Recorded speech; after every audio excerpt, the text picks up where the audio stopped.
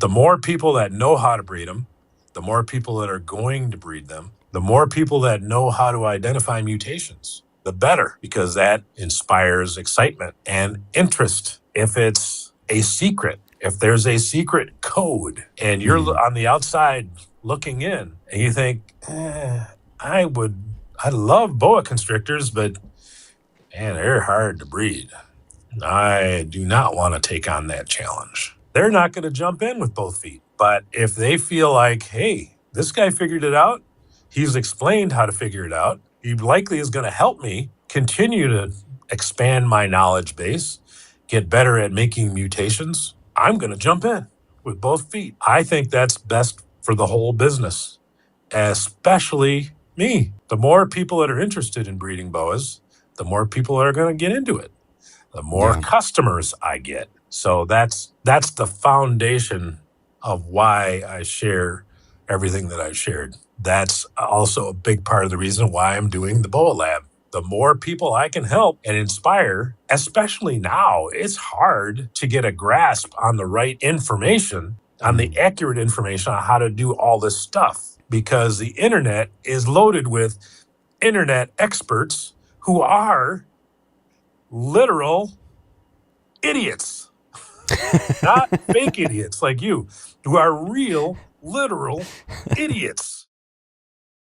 This episode is brought to you by Reptiles to You. If you're shipping reptiles, you need a company built by reptile industry professionals that you can trust. That's why I'm excited to be working with Ben Gann, the owner of Reptiles to You. Ben and the rest of his team are incredibly committed to quality work and customer service. They specialize in live animal shipping, working directly with carriers to ensure your animals arrive safely, on time, and in great condition. With a reputation built on that high level of service, integrity, and expertise, Reptiles to You is the absolute standard by which other reptile shipping companies are measured. Don't risk your next shipment. Visit reptiles2u.com today.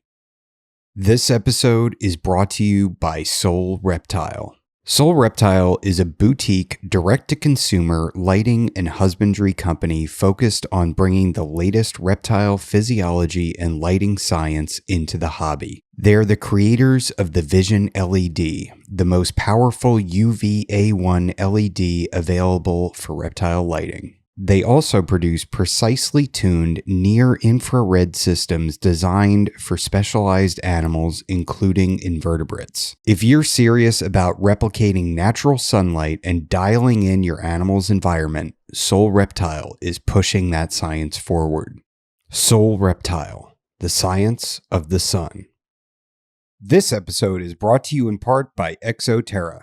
If you're as passionate about reptiles and amphibians as I am, you know that quality matters. I use ExoTerra products on all my reptile and amphibian enclosures, which is why I'm excited to be partnering with them. From naturalistic decor to innovative lighting and enclosures of all sizes, ExoTerra has everything you need for your cold-blooded companions. ExoTerra, make your reptiles feel at home. This is the Expert and the Idiot podcast. If you like the show and you'd like to support us, there's a link to our Patreon in the description below. Some benefits include getting access to new episodes up to a month in advance. There's also links to USARK and USARK Florida. If you're not already a member, please sign up. Enjoy the show.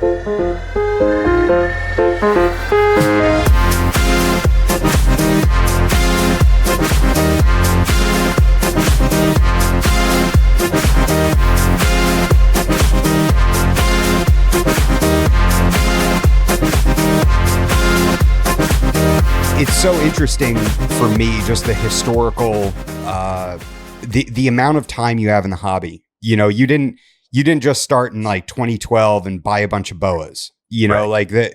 Hearing your story, which I listened to the other day, and I kind of want you to, you know, I'm going to make you rehash it here for everyone to hear.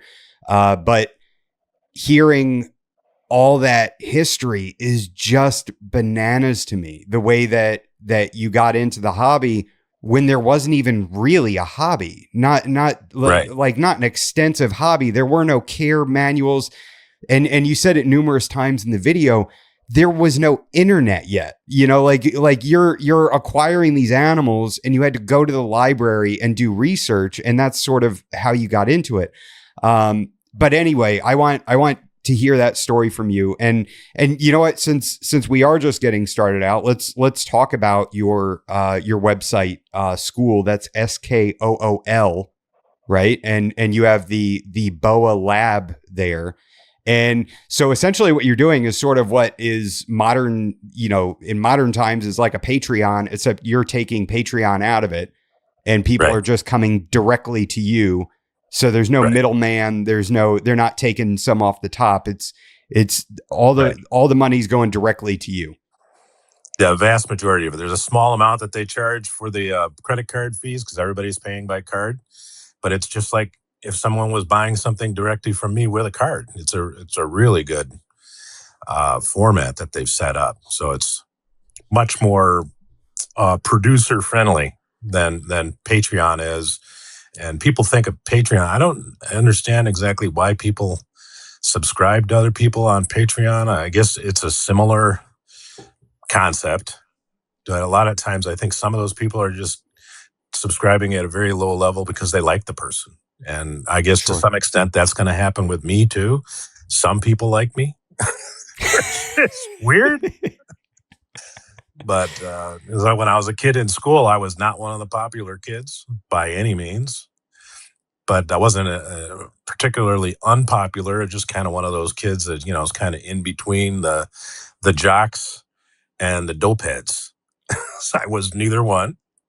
And I had plenty of other friends that were in between with it. Mainly the people I hung around when I was in school as a kid were the geeks. And I wasn't a geek. And we didn't have computer geeks back then because, we had computer class when I was in high school. And I took all the computer classes, but I wasn't a legit computer geek like some of them were. And that was, the computer language at that time was called BASIC. That was the name of it. And you probably didn't hear that. That was before you were born. But yeah, I think the first thing I remember is like Windows 98. that was way after I was in school. So yeah. 20 years after I was in school is when Windows 98 came out. So wow. Yeah. So I like your. All right. Well, I really enjoy your interview style. So I listen to a lot of other podcasts that are not reptile related. I have listened to a number of yours. I must confess, I haven't listened to any of them to the end because I get bored easy. Maybe a little ADHD, but I like your style. You tend to ask questions. You ask informed questions. You've obviously done a little homework before you do it, and then you shut up and you let the person answer. And it's a show about the expert and not the idiot. And I don't think you're an idiot, but I think thank you. You have a really good style, and you let the other person answer. It's not about you and you doing a performance. It's about allowing the person that's on to kind of get their point across. And I just enjoy it. I really enjoy it. Well, thank you so much. I really appreciate that. And for the record, if anybody is interested in your school in the Boa Lab, the link is below in the description. So if anybody wants to follow that and sign up, it's right there, along with Boaphile Plastics. I mean, we're going to get into all of it, but let's kind of start at the beginning, at the genesis of the Boaphile, of you getting into snakes and how it all started. This episode is brought to you by Chewy. Most people think of Chewy for dog and cat food, but if you keep reptiles, you should absolutely be using them too.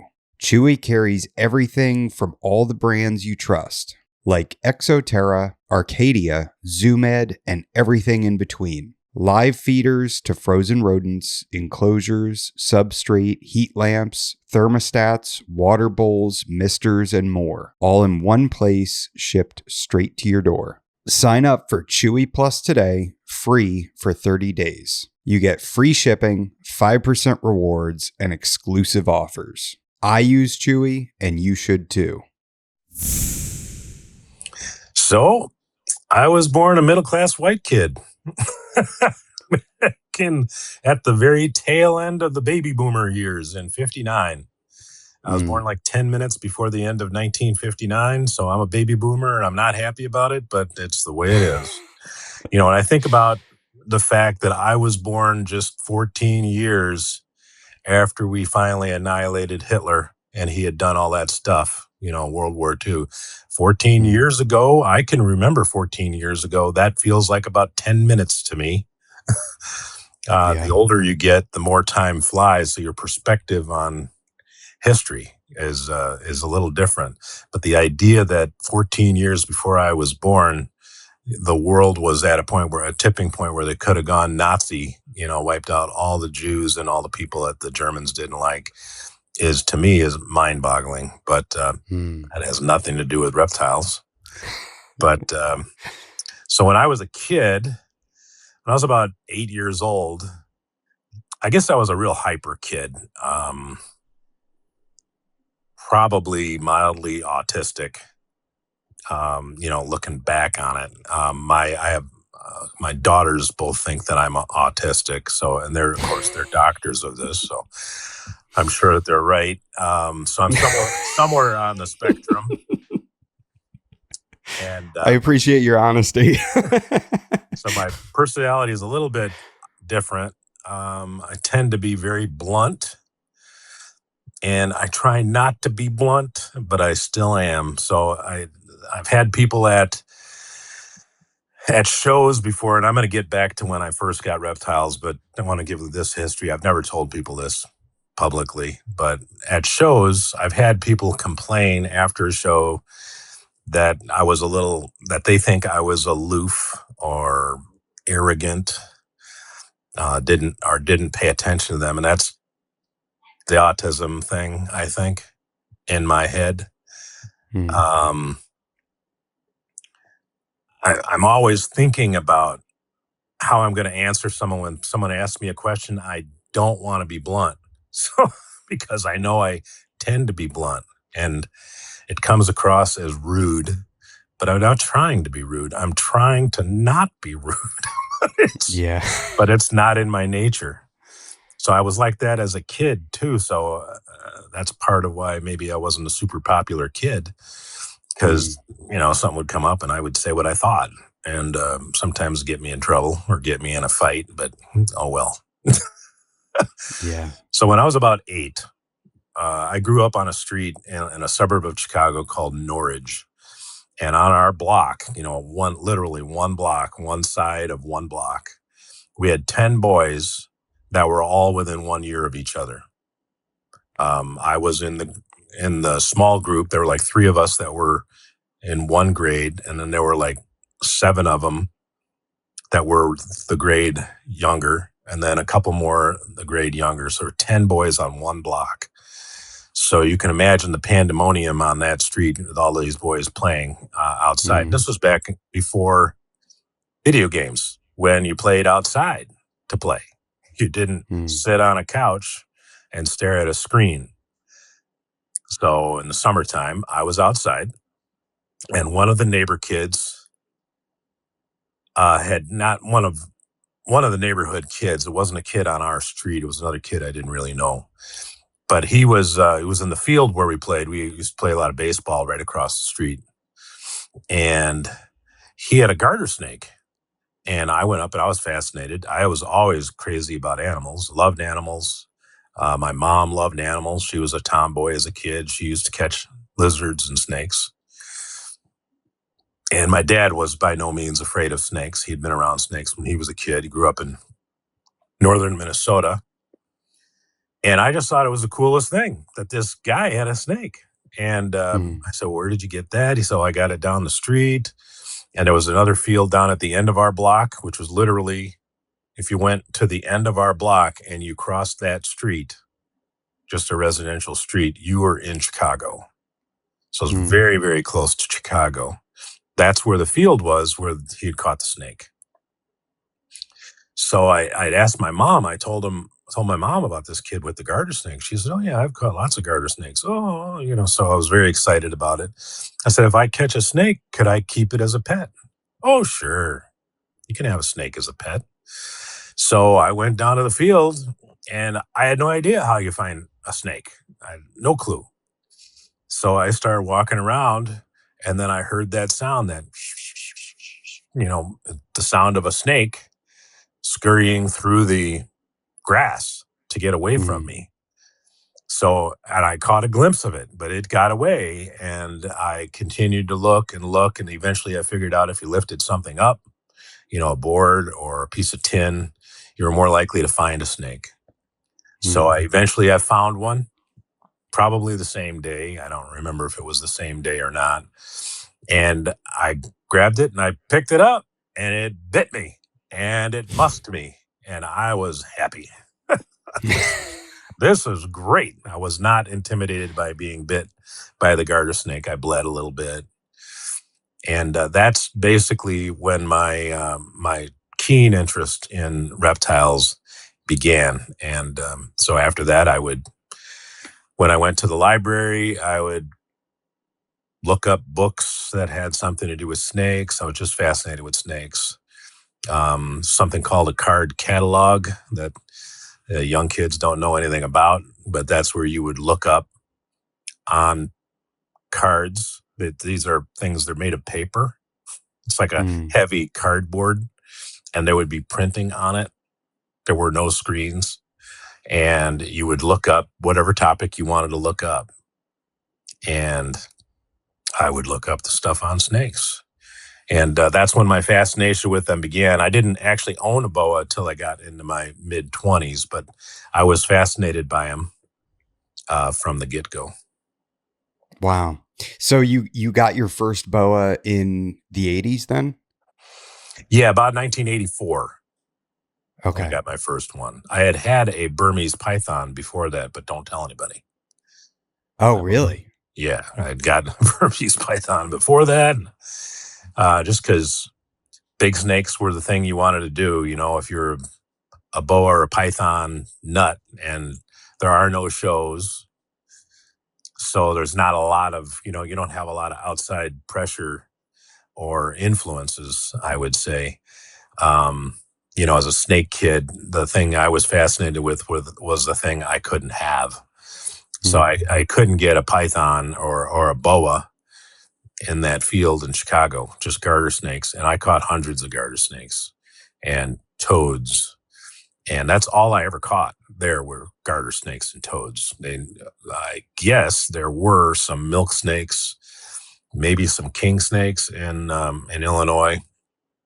I never saw one. So I Mm. never caught one. I did catch a milk snake in Wisconsin when I was a kid, teenager, but never caught one in the neighborhood there when I was a kid. But so I was more fascinated with the big stuff. Sure. Um, I remember going to a pet shop when I was about 13 or 14. There was a pet shop at a mall near me. We had moved to another suburb called Itasca, and there was a mall, I think it's in Schaumburg, Illinois, called Woodfield Mall. At the time when they built it, it was the biggest mall in the world, supposedly. And they Mm. had a nice big pet shop there. And in the back, they had a whole bunch of fish. And on one wall, right next to the fish, was where they had the mice and the reptiles. And there was an aquarium up high, where I could barely reach. I hadn't had a growth spurt yet. And they had, there were boas in that aquarium. And I remember they were gray and they were very squared off and they were $18. Wow. And I could never get $18 together at one time. Uh, I would get like $10 for my birthday. That's the most money I would ever have at one time. Most of the time I didn't get an allowance, at 12 or 13, I didn't have a job. So I would never have $18 at one time. So I always looked at those every time I went to the mall and longingly wishing I could have one. But so eventually when I became an adult, I acquired my first one. Hmm. So, kind of walk me through that experience of acquiring your first boa. So I had, there was I was married. I got married when I was a baby, when I was 20. And I lived in West Virginia, where my wife was from. And there was a local ad paper um, where you could sell whatever. You could put an ad in there and sell, a car for free. And there was a pet section, and sometimes there would somebody be selling a parrot. And I thought, well, you know what? Why don't I put an ad in that I want to find a boa or a python? So I put an ad in there that said wanted, or well, so it was a wanted type ad. And I put an ad in this, it said something like, so your mom won't let you keep that snake anymore. It's gotten too big. Call me. And I was just looking for a free snake. Nobody put one up for sale. And there was a pet shop in town and they would sell boas, but they were, like $100 or something for a baby. And I thought, well, I'll see if I can get one for free. And I made no money, just at that time I was probably making $5 an hour or something, so I was just existing. And this guy calls me and he said, what are you trying to say in this ad? I don't understand what you're saying. And I said, well, I was just looking for a snake. I'm looking for, a boa or a python that I could get that wouldn't be very expensive, or that somebody had and their mom didn't want them to keep it anymore because it had gotten too big or whatever. And his name was Greg Kuhar, Kuhar, which I remember. I remember all the history. So I remember just incredible detail. I can't remember what I had for lunch yesterday, but I can remember stuff from the old days. I have that blessing and curse myself. Oh, it gets worse. So he invited me to come to his house. He said, I think he had 4 boas. He said, you can come to my house and I have one that I'll sell. It's $100. And I thought, okay, well, I'll go look. So I went to his little house and he had what was an old TV set.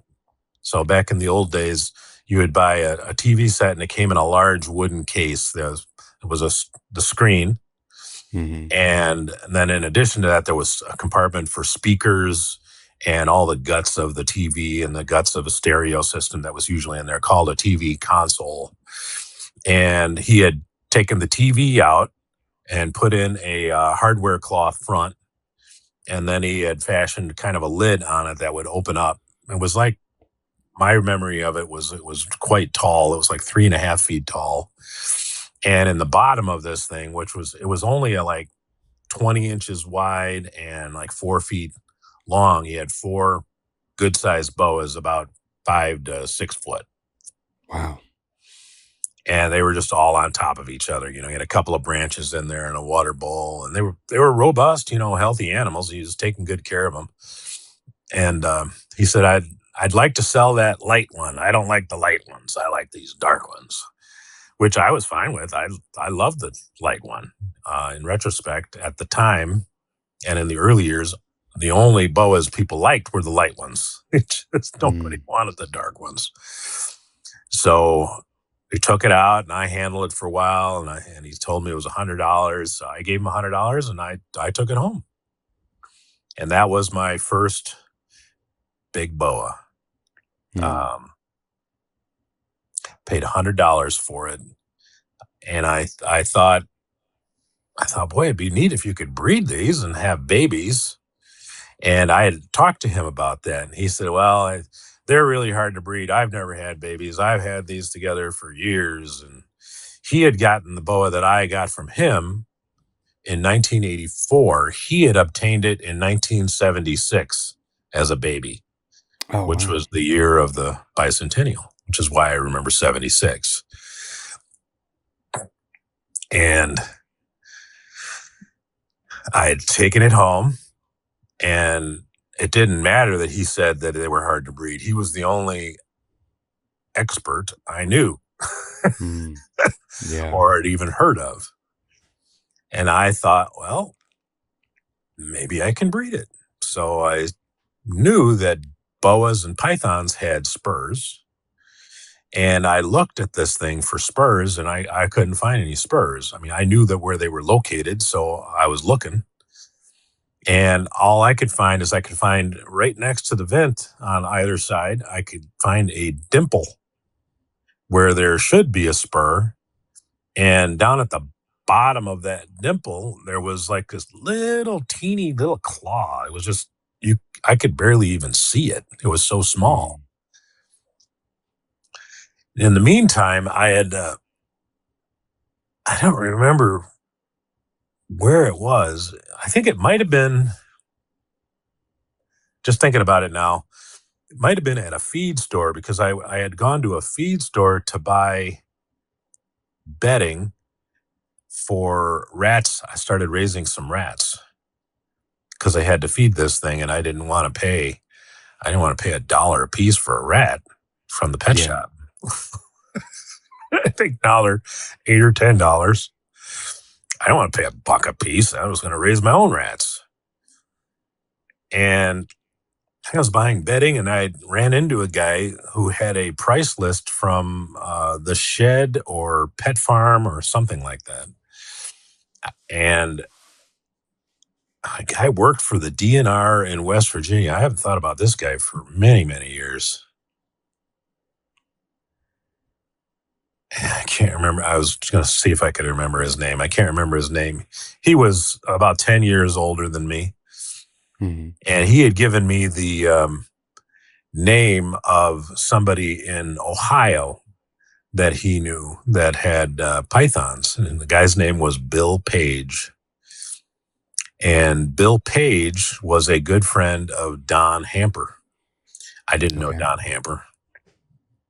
I didn't know Bill Page, but he'd given me this number of Bill Page. And so I called Bill Page and talked to him about it. And he said he had some boas, and he didn't breed boas. He was one of the few people at the time, which I had found out about from him, that had bred or was aspiring to breed blood pythons. And there was, back in that time, there was like a little cadre of people that had bred blood pythons, a little clique. There were like 6 guys. Don Hamper was one. A guy named Richard Funk, who's a veterinarian in Tennessee, who I'd come to meet later on. There were a couple other guys. One of them was Dick Ross, who wrote the reproductive husbandry of boas and pythons, the only book I ever read that helped me in breeding boas, because all of the other books were just crap. They were just people who had written books who didn't know anything. Not knowing anything doesn't prevent you from writing stuff. I have come to find out since then. It's because authors are authors. They're not experts necessarily. Some authors are experts, but not all of them. And Bill Page told me, he said, well, I don't know for sure, but I think that male boas probably have a much, much bigger spur than female boas, because I was trying to figure out what mine was. And mine, I had named Big Mama, of course, which makes perfect sense because she was big and I thought she was a female. And Bill Page told me that males had a spur that would be significantly larger than a female. At least that was the case on Burmese pythons. And he was one of the guys that was breeding Burmese pythons. And so I set about finding another boa. And the only thing I knew to look for were spurs in determining whether it was a male or a female.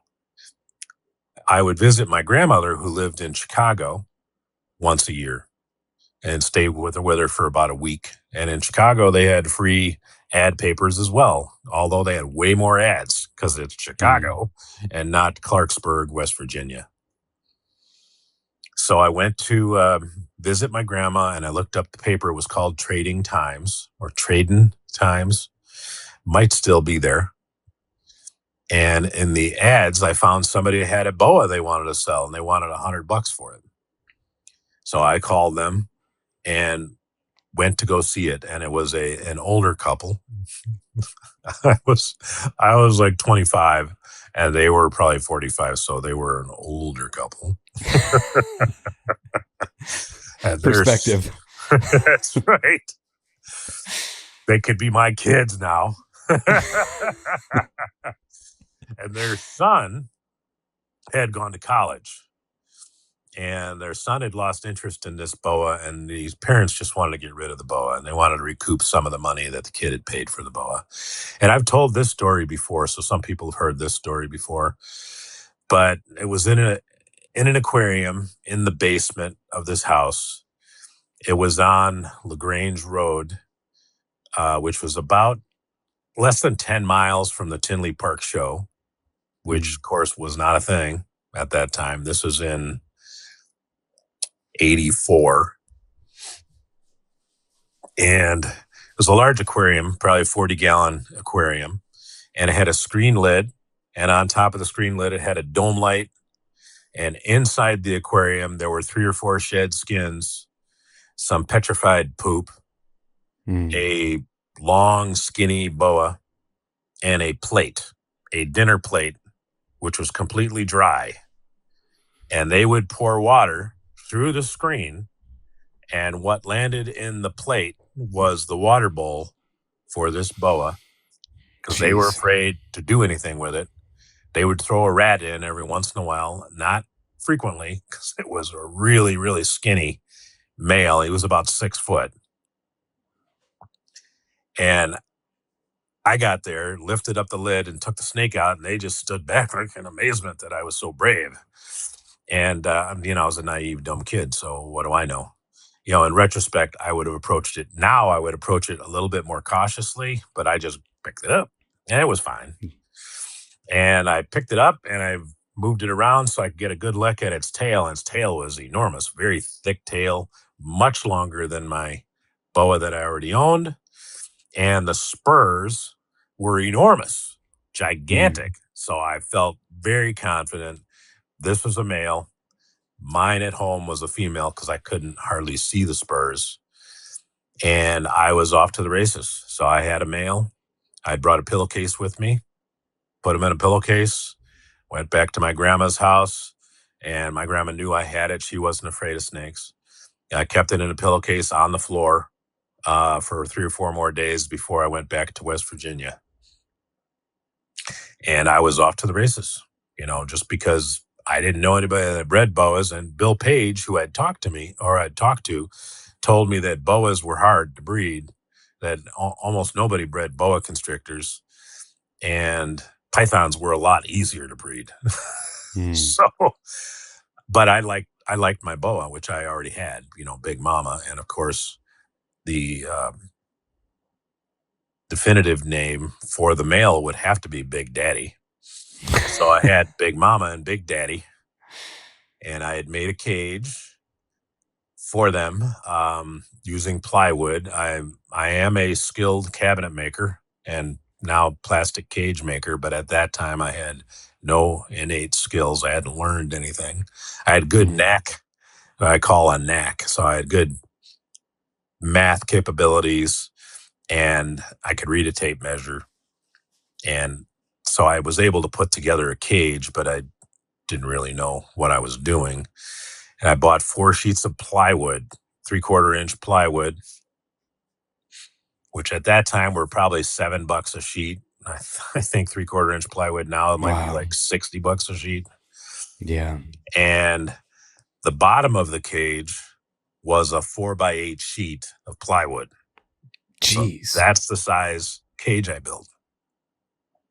Because the extra bedroom in the apartment we lived in was big enough for a 4x8 foot cage. Not much bigger than that. It was a very small bedroom. And the sides, I had ripped the 4x8, another 4x8 sheet in half. So the sides were 2 feet high. And then the ends were 2 feet high. And I had cut another piece from the 1, 2, 3. Yeah, I cut another piece from another sheet to be a divider in the center, so I could separate the boas if I wanted to or for feeding. Hmm. So that was permanent. And then the top of the cage was another 4x8 sheet, which I left like a 10-inch frame around, and I cut that sheet in half. So I had two 4x4, roughly 4x4 doors, and I left a frame about 10 inches wide all the way around. And in the center, I cut out a big opening, and I put hardware cloth, stapled hardware cloth on the backside for airflow, which was a lot of airflow. And that was my first cage that I'd built, which is plenty big. Hmm. So I knew I needed to provide heat. And it's kind of amazing when I think about it, because the cage that I built and I set up, the materials were different. The heat source was different. I don't use hardware cloth, but the cage is exactly the same kind of mechanical design for a cage, a breeder cage, that my cages are today. Hmm. No difference. The material is Wow. all different. The heating source is different, but the basic design is exactly the same. So I had hit on the formula that works. So you need to keep your animals warm.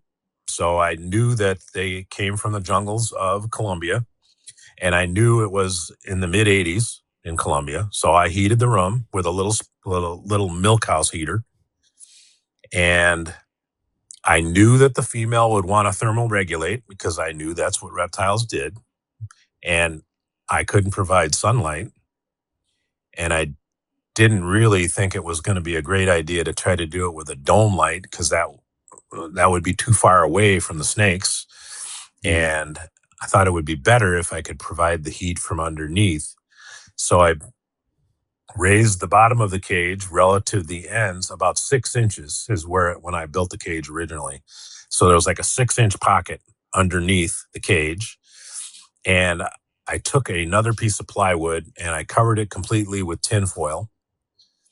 And I suspended a light bulb off of the bottom of that piece of plywood with tin foil. And I set that up under the cage. It was only like a 50-watt bulb. I thought 100-watt would be too warm.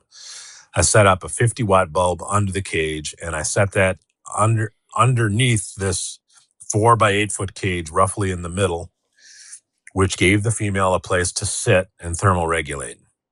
Wow. A year later, when I moved from there, the bottom of that plywood was black, Oh, that's terrifying. charcoal black. So Jeez. I didn't burn the place down. So safety wise, I've made a lot of changes. And of course, we use thermostats and we keep the temperature much more precise.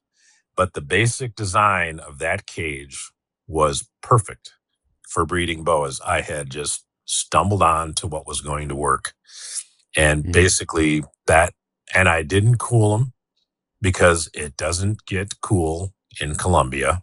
The Hmm. nighttime drop is minimal. The year-round temps are consistent. I didn't cool. We'll get more into this later, I'm sure. Yes. I still don't cool. I never cooled. Hmm. The only caveat to that is in the summertime, it's harder to keep my basement as cool as I keep it in the wintertime. So I just answered this in a video where I requested that people ask me questions, and then I just did a video where I answered all the questions. And I had several people ask me about cooling. So I detailed my cooling process. So in September or so, the temperature drops enough outside that I can keep the basement the ideal temp. My basement temperature is 78 degrees. From September to the middle of June or the beginning of June, my basement temperature is 78 degrees. Hmm. That's the cool period. 9 months. Okay. And in the summertime, I struggle to keep it cooler. So I have one of those portable air conditioners with vent that you run out a window, which I have minimal windows in the basement. You couldn't climb through them. They're very, very small, with window wells. And so my basement temperature today, which is as warm as it will ever be, is 81 degrees. The Wow. cage temperatures are way more consistent because they're heated, and I keep the temperatures in there pretty consistent year round, with the warm end is probably 82, 83. Winter or September to the beginning of June, and the hot months of the summer. The only difference is my heaters in the cages don't run as much. So technically, I do cooling for 9 months in the room, but I don't cool the boas because I keep the temperature steady. So when I wrote the article in Reptiles magazine, which came before the boa constrictor manual, I had a lot of people say I made it up, that you couldn't breed reptiles without cooling them, without cycling them, and I had, and I've been proven to be correct. But I still think most people do cooling, but they breed and reproduce in spite of the cooling, and definitely not because of the cooling, because I've proven it's not necessary, because it was already proven to me, because I'm pretty sure that boas reproduce in Colombia and they don't get cooled in Colombia. So I don't cool either. So am I elaborating too much? No, not at all. Not at all, man. So that's how I made my first boas. That's when I started. And then I was in with both feet. When I had that, the first litter I had was probably a little over a year after I brought the male home. And I just housed them together because I didn't know any better. And they stayed in one side of this cage. I would just take the male out when I fed the female. And I had thought I'd seen him climb on her and get in these S curves over her and scrape with the spurs. I had read that's what pythons did, so I knew that it was courtship. I didn't know if I was going to get babies or not. Bill Page didn't know anybody that had bred boas, and I didn't know anybody that had bred boas, so I didn't know how you were supposed to do it. But I thought, well, see if I can do it. Put them together. And at some point, she looked really, really fat. And I thought, I think she's pregnant. I didn't know the word gravid yet.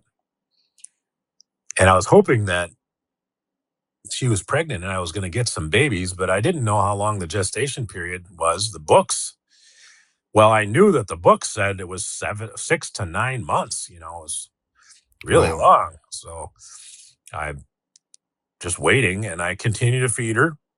She continued to eat, fed him as well. And one day I was looking at her. This was the day she was going to give birth. I didn't know it, but I was looking at her and I thought she's not very thick. Maybe she's not pregnant. And I really doubted it. And that's one of the things that occurs in boas, we know now, is as they approach the day when they're going to give birth, they substantially thin out because the developing ova take up a lot more space than the developed baby does. So the baby absorbs the extra fluids and the yolk, and the muscle mass is more dense than yolk is, which kind of makes sense. If you imagine a yolk, if you drop a yolk in water, it's going to float. You put an egg in water, it's going to float. Well, I mean, that's not true with a chicken egg. But at any rate, the baby is more dense and takes up a lot less space. And I looked at her and I thought, you're probably not pregnant. And then that was about 8:00 in the evening. And I went back in and checked her again at 9:00, and she was really skinny. And I thought, yeah, she's not pregnant. And she was looking really alert and quite thin. And remember, my doors were 4x4 with a 10-inch frame. So and I have to lean over to look in the cage. And so I leaned over a little bit farther, and on the front end of the cage, I'm pointing like you can see me. So at the front end of the cage, right next to where my shins are, I lean over and I look, and there's a string of slugs and babies. Wow. And I thought, I had babies. And opened up the lid, and she was, ferocious. And I got her out without getting bit. I've done that a lot of times. I've never been bitten by a female right after she had babies. I've had them try, but I didn't know that she was going to be like that. And she's just hungry. She's not ferocious. She just wanted something to eat because she'd had all those babies, and or, being defensive for the baby's sake. Yeah. So I had 16 babies and 16 infertile eggs, which we now know are slugs. And I was a boa breeder. And that was February 17th, about 9:00 in the evening in 1986. That's when it started. Wow. That kind of now we're like officially really off to the races, right? And looking back and being more connected as we are now, do you know of anybody else now that was breeding boas at the time in the mid 80s, or was it okay? So who was doing it that you're aware of? Because it's kind of, I really appreciate your knowledge of the hobby too. Like you know everything that was going on and what was going on around you. And it was just essentially like a lack of communication back then, right? Like there were people doing it, but you couldn't talk to them because how do you locate these people in this very niche thing? Right. So at some point in the years that followed that, at that point, I was unaware of anybody else that bred boas. The only other herpers that I knew of was Greg Kuhar, who I'd gotten the female from. This guy who worked for the DNR, whose name I am spacing on right now, and Bill Page. So 3. And I knew of Don Hamper because I heard the name Don Hamper from Bill Page. At some point, I heard about herp societies, and the first herp society I heard about was NOAA, the Northern Association of Herpetologists. And that was the first one that I'd heard of. So at that time, Dick Bartlett was writing monthly in NOAA for free. And Dick Bartlett knows more about reptiles than the rest of us will ever know. He is the godfather of legit authors on reptile natural history out there. And he worked for Delta Airlines for roughly 100 years and retired from Delta. He's about 90 years old now. He's still alive, still taking photographs. He's got a radiated tortoise that's almost as old as he is, that he got when he was like 13 years old. Wow. And it looks like a really old tortoise, but he's truly the godfather of reptile kind of natural history and writing. And he ultimately ended up going to Reptiles magazine. They hired him as a writer, and he left NOAA, but he wrote for NOAA for many, many years. So in NOAA, there was if you became a member of NOAA, which I did, they sent out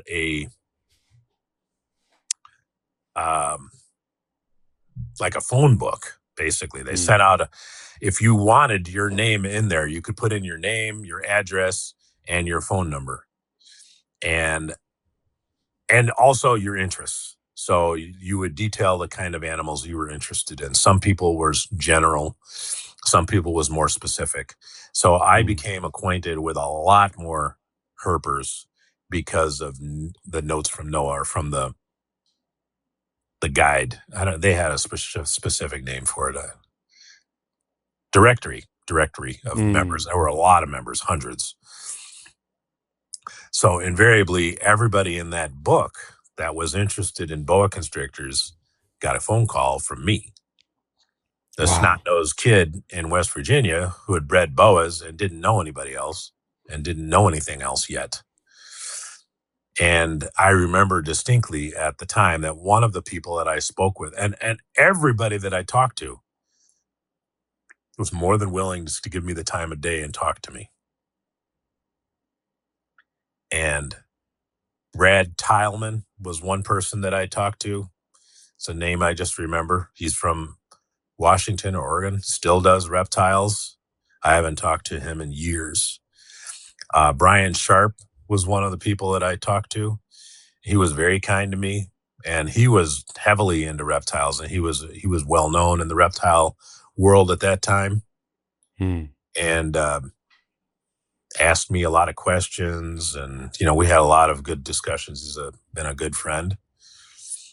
And there were many other people that I became acquainted with, and so I became aware of other people that were breeding animals, and I knew all the other people that had boas. Now, most of the time, the people in the book, when I would call them, they'd say, "Yeah, I had a litter." And I became very aware that boas were not the reptile of choice because they were very hard to breed. They had a bad reputation for being difficult because people didn't understand them. They didn't understand. Nobody knew the length of the gestation period. People just didn't have a good understanding of boa constrictors. So to answer your question, after becoming acquainted with a bunch of people, because of NOAA, I also became a member of the Chicago Herp Society, and they had a directory as well, and I ended up talking to people through there. So there was one guy named Stan Churis, who's still alive, and I think he's in his 80s now. I don't know what he does reptile-wise, but I did hear a podcast from him not too long ago that he had done. So he's one of the old school guys. He had bred Peruvian red-tailed boas, and he wrote a paper. I believe it was a peer-reviewed article about breeding Peruvians. So he was one person that I know bred boas before me. Joe Terry, who was the first person that I was aware of that had bred boas more than once before me. And he didn't have a ton of litters, but he had several, a handful of litters. He was the first one to breed Bolivian Amarelli, which he bred before I bred my boas.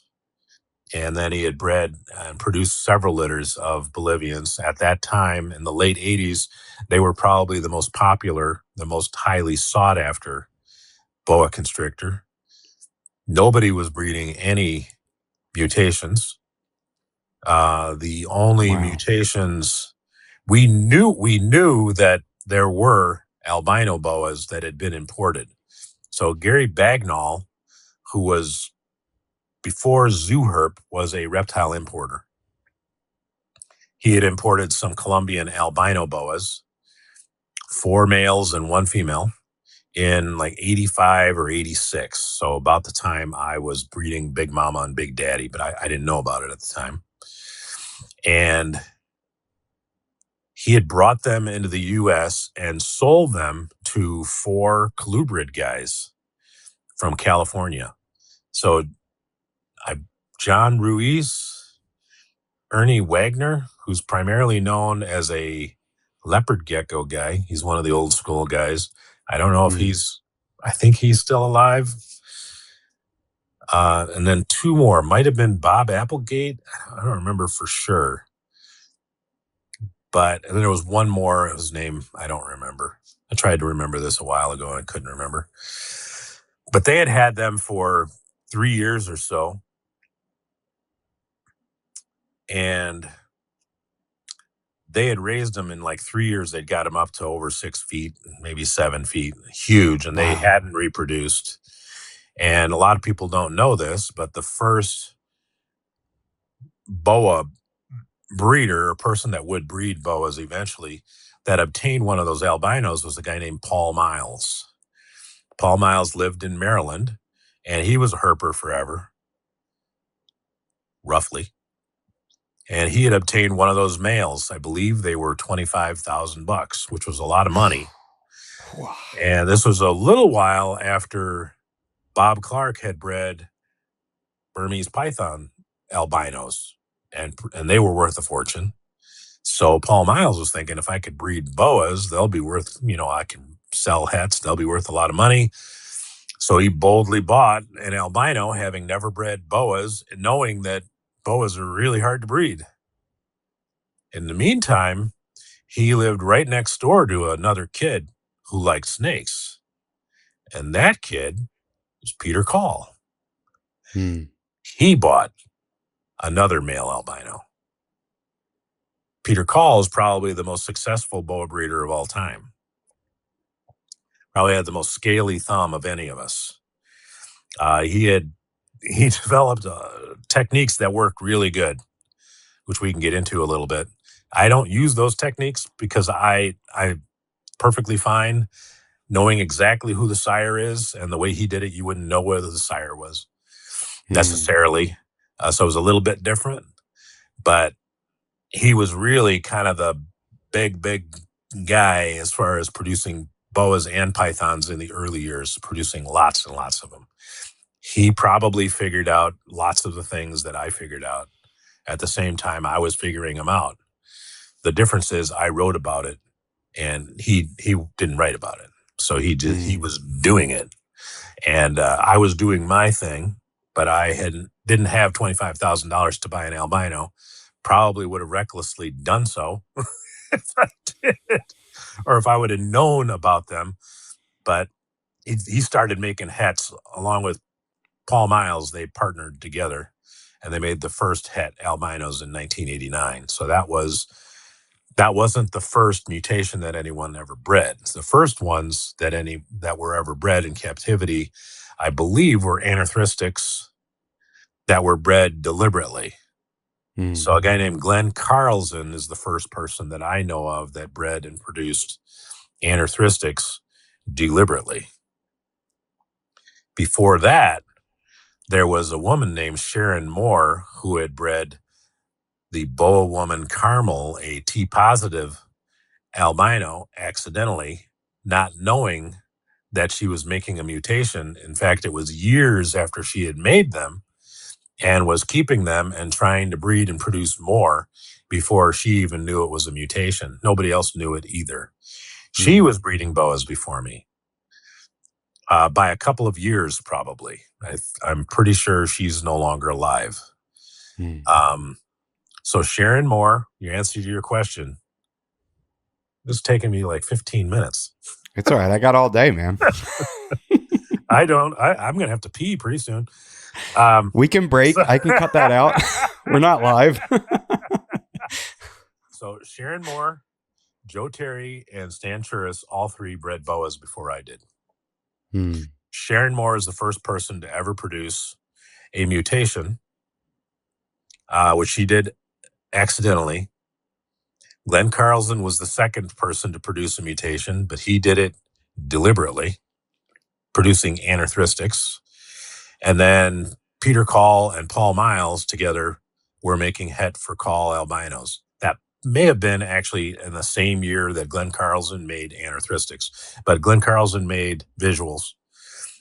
Peter Call and Paul Miles were making het albinos at that time. So by that time, I became acquainted with lots and lots of other people that were interested in boas. I had met Sharon Moore as well. She sent me a whole bunch of pictures of these Boa woman Carmel animals. They were named Boa woman Carmel by Big Mike. So Mike Weissman of basically Boas fame. Sharon Moore hadn't given them a specific name. She was calling them light phase. So the way she bred her boas is she kept them literally in a room. She had a room dedicated to her boas, and she had 15 or 20 boas in one big cage. It was a bunch. So she never knew it was the whole room, and she had, cat trees or, branches and limbs all over the place. Wow. So they could climb around, and lots of lights for heat, which works. It's a lot of work for feeding and everything, to keep track of everybody while they're all in the same space in one big room. And She was making these babies that she called light phase. She never knew who the father was because there were multiple males in there. She would know who the mother was because she would have just given birth. And she sent me pictures of them. I have them somewhere. I don't know where they are. And it was And this is interesting. back in the day when somebody sent you pictures. She actually took photographs, had them developed, put them in an envelope, and mailed them to you. It's weird, right? It is now. So yeah, they were developed at a film place, actual photographs, and I still have them somewhere. Wow. And so I had pictures of them, and she was producing them. That was in the 80s, so I had become acquainted with her in the 80s and lots of other people, but nobody was breeding them. Nobody was breeding boas consistently, except for me and Pete Call.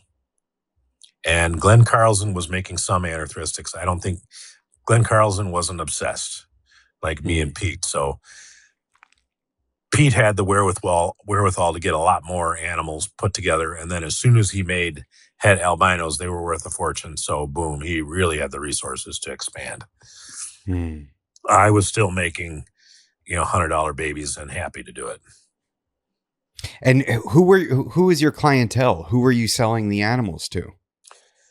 I lived in Minnesota. There's a newspaper in Minnesota called the Minneapolis Star Tribune, and I would advertise boas in there for sale for $100. So that's where I would sell my babies, for $100, just basically to support my habit. I had the first litter was born in February of 1986. The second litter was born to the exact same female, the same calendar year on December the 9th, which is weird. In retrospect, I didn't know it was weird then, because I just kept them together, and she bred and had babies when she wanted to have babies when she was ready, which was only 10 months after the first litter. Wow. Which is odd now because typically females almost always ovulate at about the same time. If I breed a female the following year, she's going to ovulate if she gets bred at about the same time, not 2 months earlier. But I guess that's what happens if you keep the male in with the female and he can breed her whenever he feels like it. She'll cycle whenever she's ready to cycle. And then the second year I had 1 litter. And the third year I probably had 2 litters. And then I was acquiring more animals. So I was always looking in the paper in West Virginia to obtain additional boas. And then I moved to Minnesota in 1987 or 86. Actually, we were moving from West Virginia. So the first litter was born on February 17th. And then the second litter was born later that same calendar year, and we were moving to Minnesota at the time. And I'd moved to Minnesota with a gravid female. I thought she was pregnant. And we were in a house by then when she had the litter. So I had the second litter. And then in Minnesota, I was constantly looking in the paper for bigger animals to add to the collection. And so the second female I ever bred was named Cadillac. I didn't name her Cadillac. The guy I got her from named her Cadillac. And 16 babies that I had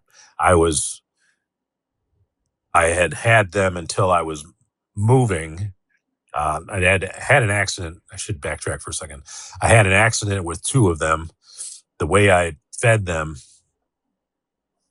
was I had a bowl, about this big, and I was raising rats, which I had mentioned. And I would put fuzzy rats in the bowl. I had 16 babies in a cage that was 3 feet by 2 feet with a hinged top, because that's the style cage I made, right? Yeah. And I had all 16 babies in there. It's a lot of boas in one little 3 foot by 2 foot cage. And I took a bowl and I put fuzzy rats in the bowl and I put the bowl in the cage. and they would come over and pick them off as they wanted them. Now, that's not how I do it today. Everybody eats individually. So one time I came in, and then two of them were laying there on their sides, one of them having been swallowed halfway by another one. And the bigger one that had swallowed the smaller one halfway down wasn't moving either. And they had both died.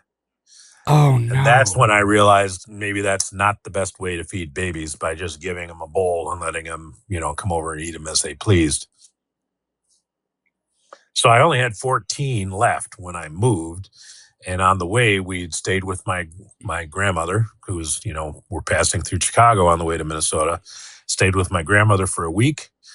And I called local pet shops, and a pet shop called Noah's Ark in Elk Grove Village wanted to buy some babies.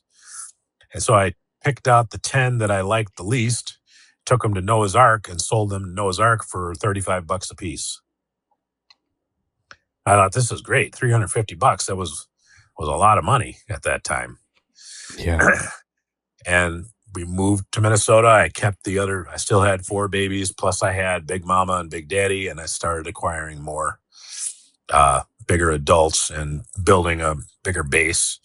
Then by 1992 or something like that, I had about 20 or 22 boas. Some of them were babies that I'd produced, that I'd kept, and a number of them were animals that I'd acquired from other people that I was breeding. And I had become a member of the local Herp Society, which was a Minnesota Herp Society. And I had met a guy there. His name is Jim Gerholt. He's still alive. He worked at the Minnesota Zoo. He's a rattlesnake guy. Has a vast reptile library, substantial library. He's one of those reptile geeks. And he has a much, much broader interest in reptiles than I do. I'm pretty focused. I have tunnel vision, on boas. And he was more interested in native species, U.S. native species. He came from California originally. And he found out I was breeding boas, which, of course, was unusual. People didn't breed boas because they were hard to breed. He said, you should start keeping records. You might be able to write an article about this someday. You might be able to figure something out by keeping records. So I thought, well, I'll start keeping records. So I would write down every time I fed, every time they shed, when I thought that they had, ovulated, I'd gotten that far where I knew what an ovulation was. Yeah, I'd write that down. And then the date that they gave birth, I'd write that down, what they gave birth to, the number of babies, the number of slugs, blah, blah, blah. I just started writing everything down. And by 1993 or so, I was looking at those records. And I was trying to figure out, I just sat down, I still have the notebook. And I have a big stack of papers for all the boas I had. By then, I'd bred Peruvian red-tailed boas. I'd obtained some. And I was trying to figure out when the best time was to put males in with females, because I still didn't know. I knew that it was working, kind of getting them to breed in the fall. I kept the males. Most of the time, I kept males with females. And I could see that there was kind of a pattern when they were more likely to breed. If they bred in the late summer into the fall, they would have babies later on after that. And I wouldn't normally get very much breeding like in the springtime. So I knew it was kind of seasonal, but I didn't know exactly when the best time was to put males in with females. And that's what I was trying to figure out. That's what my goal was when I sat down and looked at it. So I would write down the date of a shed, and I would write down the date when I saw ovulation, and I wrote down the dates when I had birth. I had a sheet with a bunch of dates, like for 25 successful breedings, because those are the ones I need to look at, right? So if these bred successfully, these might be able to tell me something. And then I realized that there was a pattern to when I would see ovulation. I didn't always see ovulation, but in the instances when I saw ovulation, and there was no reason for me to miss a shed because I was checking them every day, multiple times. So if there's a shed skin, I knew that they shed. There's no reason for me to know not or to miss when I fed them because I knew when I fed them. So I had that down. And I realized that on some of these animals that I would see an ovulation on, that they would shed between 16 and 22, 23 days later. Hmm. And I started to get excited. I thought, hey, I might have figured something out. And so now, it's like on the first 3 or 4 that I noticed that, and I got 25 to go through. So I'm counting days on these, and I realized I found something. I found out they ovulate, and then 16 to 20, 23, 24 days later, they shed. That still didn't tell me when the best time was to breed them, but that Hmm. told me how long it was from ovulation to a shed. I called that shed, this was a new term, to herpdom. I called that shed the post-ovulation shed. Not particularly clever, but it works. Wow. And I called it that for myself. I had nobody else to tell. Nobody else was particularly interested in breeding boas because they were hard to breed, right? Hmm. I didn't seem to be having any trouble with it, but that was the reputation they had. I continued to write down the dates and the information. And some of them would have another shed before they gave birth. And I didn't immediately notice that it was a specific amount of time from the shed date and the date that they would give birth. But I noticed it on the first one, it was like 105 days. I thought, well, that's interesting. That means that the total gestation period was only about 4 months, Hmm. but it's supposed to be 6 to 9 months. So I thought, well, this is different. And I keep going through them and I realize, holy crap, I found something else. They ovulate, and then 16 to 20 days later, 24 days later, they shed. And then sometimes they have a shed in between. Most of the time they don't. Hmm. And then they give birth about 105 days. That was the average at that time, was 105 days. Some of them was only 100. Some of them was 115, but the average was 105. And I had records on like 25 females. So I knew this is a thing. So I didn't see ovulation on that many, but there was no reason for me not to know the number of days from what I thought was a post-ovulation shed to the date that they gave birth. So I knew I had stumbled onto something else. So I thought, wow, this is great. And I still don't know why they have an intermediate shed. Maybe just because you feed them enough that they need to shed again. There's no Yeah. correlation between it and the date of birth. It's typically about halfway in between, maybe a little closer to the date that they give birth. It's Hmm. 60 to 70 days after the post-ovulation shed when they have what I call an intermediate shed. But it's apropos of nothing. It doesn't, that shed doesn't have anything to do with anything. It doesn't have anything to do with fecundity. It's a great Hmm. word, right? So Yeah. that's a word I learned in the reproductive husbandry of boas and pythons, written by Dick Ross. Hmm. One of a number of things that I learned in principle. I mean, that book was, like I said, the only thing I ever learned anything from. The rest of it was just misinformation written by authors, not experts. Hmm. And that book there wasn't much information on boas, but the principles that applied to pythons could be applied directly to boa constrictors. And that helped me a lot in terms of kind of figuring out what was going on. So I decided I'm going to write an article. So I started writing it up. Took me literally a year probably to write it.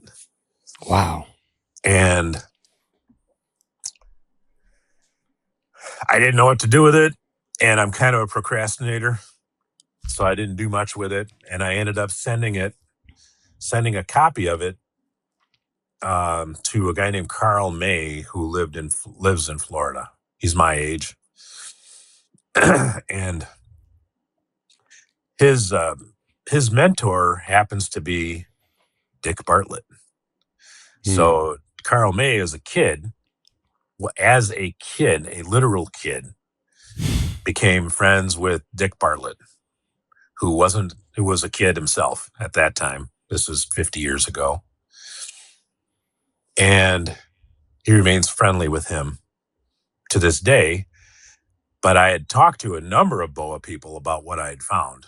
I was telling all kinds of boa people about it. So a lot of boa people knew about it and that I had figured this stuff out.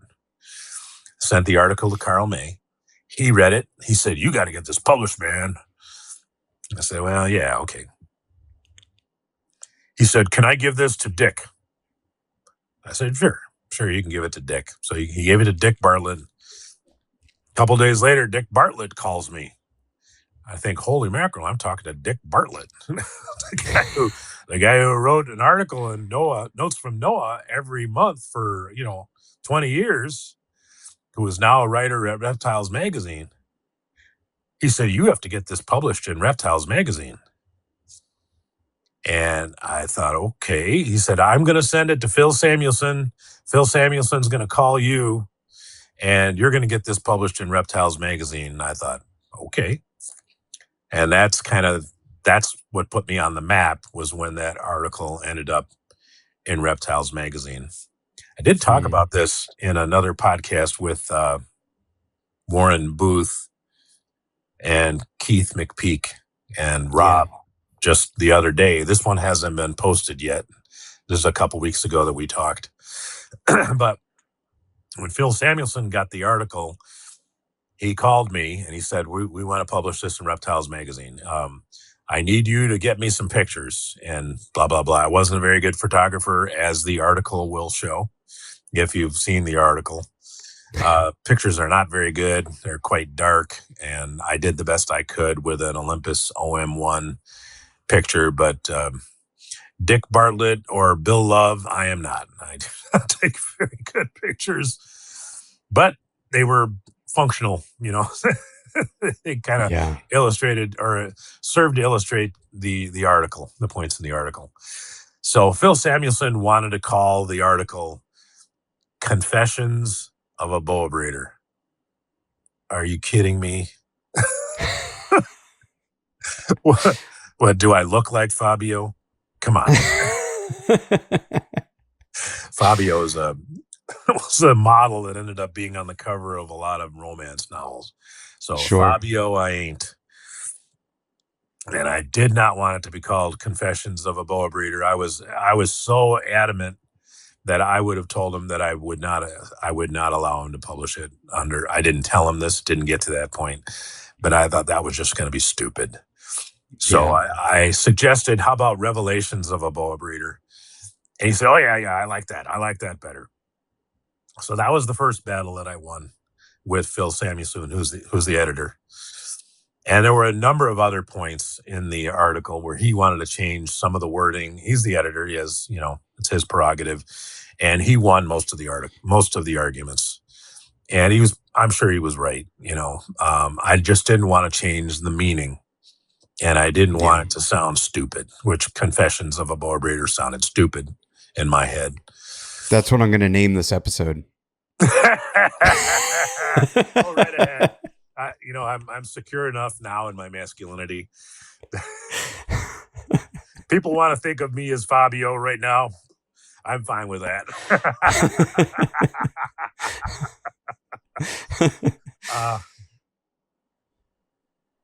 At any rate, so another big point that I came across with Phil, or that we argued about, is he wanted to call the pre-birth waxy stool He wanted to call it the pre-birth waxy feces. Mm. Nobody calls a turd a feces. And I didn't find that particular thing. That particular thing was something that Rob Tudehope from Iowa, the state with no trees, Mm. which I managed to put in the article.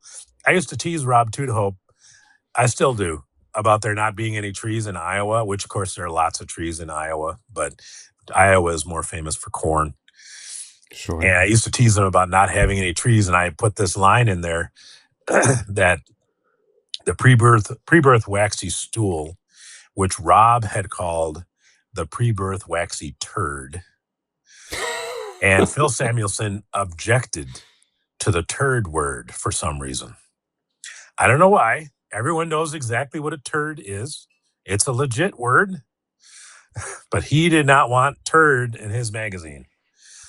He wanted feces. And I told him nobody knows what feces is. Most people don't know what feces is. Yeah. And feces sounds stupid. So thought about it. I came back. I said, well, how about the pre-birth waxy stool? He said, okay, we'll go with stool. So I won that argument.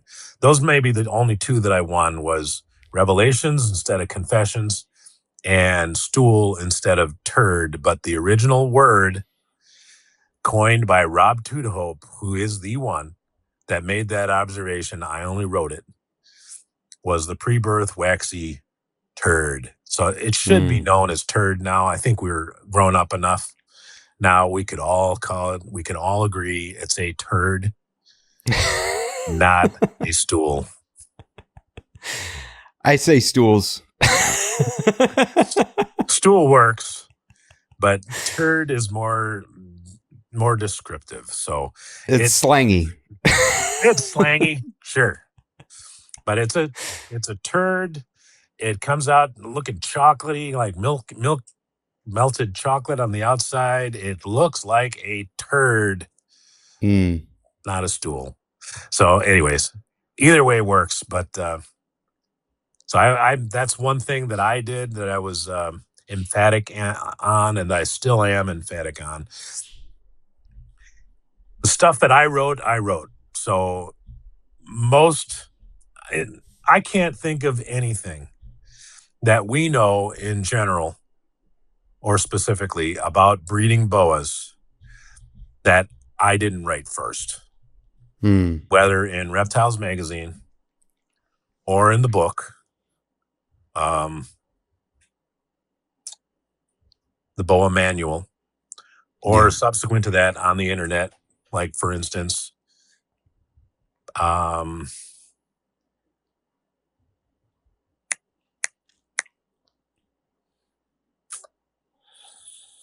what is it? You're going to edit this out, right? I can. Now you might not. You shouldn't. So now we've talked about it. Yeah, social media, forums? Yeah, it would be on forums. This was a big one. Solidified yolk syndrome. Have you heard of that? No, I have not. Please. Okay, well, most boa people know about solidified yolk syndrome, and it's been written about in other publications and whatnot. But anyways, that's on the internet. So when baby boas are born, same thing happens with ball pythons. A lot of times ball pythons hatch out and they have a big yolk in the belly. And if you don't get them to digest that, it will solidify, it will become hard. And that I termed solidified yolk syndrome. And boas are notorious for that as well. So a lot of times boas are born with a big yolk belly. If you don't keep them warm enough so that they will cook down that yolk and digest it, it will solidify, become hard, and they will die. So I wrote that. So that's one of the things, and there are lots of other things that I've written. So we don't know anything about breeding boas that you can cite that I didn't first write. And that's okay. I'm arrogant, but it's just the way it is. But when I wrote something that was published and I got that from somebody else, I gave them the credit for it. So in the articles and in the book, Rob Tudehope got the credit for a couple of things. A guy named Carl Herman got credit for identifying that boas tend to give birth on rainy days. Carl Herman is a boa breeder in Minnesota who didn't breed boas before me, but was breeding boas about the same time as me. He is the one that originated the tiger retics, which of course you know what tiger retics are. Scott Michaels, a veterinarian and a pharmacist from the Chicago area, he is the one that identified that sometimes boas have more than one ovulation, which I put in the article, and I gave him credit for it. So that's what you do. I am compelled, especially if I cite something that I know that someone else came up with, I'm compelled to give them credit for it because that's what you do. You don't take credit for something that you did not figure out first. So there are thousands and thousands of people. This is why there is a Boa Lab. So let me slide into that a little bit. Sure. So back in the olden days, when the internet was young and when forums was the place that you would go for information, for new information or what happened lately. Today we go to TikTok. I said that in the video. Today we go to TikTok, Instagram, and Facebook, where information goes to die. Yeah. Because if you don't see it, somebody can say, anyone can say anything. And you might say something monumental, profound, new that nobody else knows. And guess what? If the algorithm isn't putting your post in front of the masses, the thousands of other people that are interested in boa constrictors, you are a voice in the wilderness and no one is ever going to know.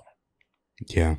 15 years ago and before, you could be that guy that only made 10 litters in your life. Or in my case, 25 litters in my life. And you can figure something out. And you could post it 20 years ago. And hundreds of other people would see it because you'd post it on Kingsnake, or you'd post it on redtailboas.com or redtailboa.net or Reptile Insider, and other people would see it. They would comment on it, and your post would get comments and views from hundreds, maybe thousands of other people. Lots and lots of other people would know about it, would find out about it. We don't have that anymore. So at that time, I spent hours every day combing the forums, commenting. If there on Kingsnake, there would be something new would come up. Someone would have a question. A ton of other people would comment on it. It was more widely known at that time that I was the originator of all of this information. It's not as widely known today. All the old school guys know it, that it came from me. Yeah. The newer guys are not as much aware of it. I'm trying to kind of reinvigorate that. But there would be a lot of comments, some question would come up. And once I would get on there and I would comment on it, usually that settled it because the oracle is spoken. I know it's arrogant, but it's true. And I would never laud it over people. I never beat people over the head with it. I didn't bully people with it. People would ask questions. There are no stupid questions. Now, if you make a point or a question on Facebook, you are very likely to have some Nimrod who doesn't know anything come on and attack you because you're not informed about something because you just don't know yet. That is wrong. We have terrible. We have a terrible system today. If I could take a magic wand and send everybody back to Kingsnake or send everybody back to redtailboas.com, where information goes to thrive and be expanded to the masses, it would be fantastic if we could just do away with Facebook and Instagram, which are they have a purpose. There's nothing wrong with posting your cool babies that you make. Sure. I do it sometimes. I don't do it very much because it doesn't get the attention that it did back when we had the forums. So that's a large part of the reason why I'm doing what I do. So at school, SKOOL.com/the Boaphile, that's the web address. I'm calling the site the Boa Lab, but you have to type in school.com/the Boaphile to get there. I get to do what I used to love to do when we had forums. So I'm in charge. I'm the headliner. Anyone else can also contribute. So there is a forum there. I'm posting a ton of videos, and stuff is going on YouTube. It's going to go on YouTube 2 or 3 months later after I put it on the Boa Lab. I need to get as many people over to the Boa Lab as possible. The cost is cheap. It's less than a cost of a can of pop a day. So there is a cost. It's going to be a cost. But this enables me to kind of do what I used to love to do when we had the forums, which is kind of be the guy to get out there and give the information and straighten stuff out when misinformation ended up out there. Answer the questions. And it's a community where people can ask questions without being bullied by somebody on Facebook. Or on Instagram. Not so much on Instagram because nobody looks at the comments on Instagram. But they do on Facebook. But the stuff just disappears on Facebook. It's gone. Yeah, so, it's like footprints in the snow. Is kind of how I look at it. And that's what's so, and that's why I started the podcast, was just, you ask a question and people give you ridiculous answers, or they come down on you or whatever. And it's not healthy. I don't think it's a healthy way to communicate. Right.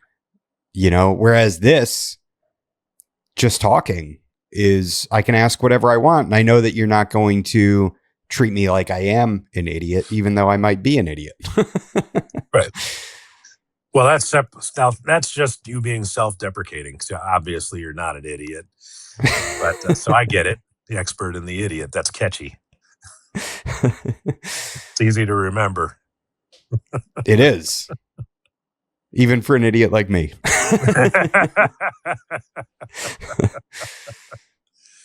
So that's the reason for that. So we don't have to talk about that anymore. I appreciate the opportunity to speak about it. Oh, yeah, absolutely. So tell me about the experience of working with Philippe and writing the book. So that was interesting. So I wrote the article in Reptiles magazine. So let me talk about that briefly as a background to Philippe. So at the time when the article came out, there was worldwide chatter in the reptile world that this kid that nobody heard of had written this article about breeding boas that was just full of crap. Just, it wasn't true. He just made this stuff up. Not everybody said that. So a lot of people thought, holy crap, this kid figured out some really cool stuff, which I had. But it was a big deal. So if you talk to any of the old time herpers that were doing it at that time, that's 30 years ago. So there's not a lot of them. So this was brought up when I was on another podcast with Keith McPeak, and Keith McPeak is an old herper. Yeah. So he had commented in that podcast about how he remembers that it was a big thing that article came out, and that I'd figured out a whole bunch of stuff, about breeding a species that everyone avoided trying to breed because it was, couldn't be understood. It was just a tricky animal. Kind of like I don't know, Bowen's pythons. Bowen's pythons are really hard to breed, right? I mean, there are some people that have done it 2 or 3 times. it's not it's not a species that's bred readily. Um, so it was the equivalent of somebody coming out with an article about Bowen's pythons having bred, 45 clutches of Bowen's pythons. That would shake the world up. I mean, just somebody breeding 3 or 4 litters of them is a big deal. But, I think I had at that time it was a lot. It was dozens of litters. So it was a really big deal. And Philippe called me and he said he found my article fascinating and couldn't think of a time when he'd seen where somebody had such, I think the word he used was keen observations, which is basically what he wrote in kind of a bio about me in the book, which I just read the other day. I hadn't read, in 30 years or almost 30 years. It wasn't too long after the article. And he said, well, I would like you to write the chapter on breeding boas, which I was happy to do, provided some more pictures. Said I had to rewrite it, which was hard because I'm not that great of a writer. But I had to rewrite it so it looked like it was rewritten. So it didn't look like I plagiarized myself. So I did that. And then the book came out, and that further added to kind of my fame, I guess you'd say. And by the time it came out and then the subsequent years, it became obvious that I hadn't made up anything that was in there, that it was true. You could breed boas without cooling them, and you could know the gestation period, and that it wasn't 6 to 9 months. But yeah, it was pretty good, and it's kind of fun to. At the time, I was just started being a cabin maker, just a snot-nosed kid, with no real skills and no life skills, no education beyond high school, to send, an article that I wrote that was in a magazine and an article or a chapter in a book, for Pete's sake, to send that to, relatives and stuff, to brag. They didn't know anything about snakes, but to send it to them and say, look what I did. Wow. Everyone was kind of impressed. Not impressed that I had snakes, but that I'd, been published someplace. Yeah. And, maybe this kid will amount to something. Here I am, I breed boas. Yeah. Ooh. It's really something, right?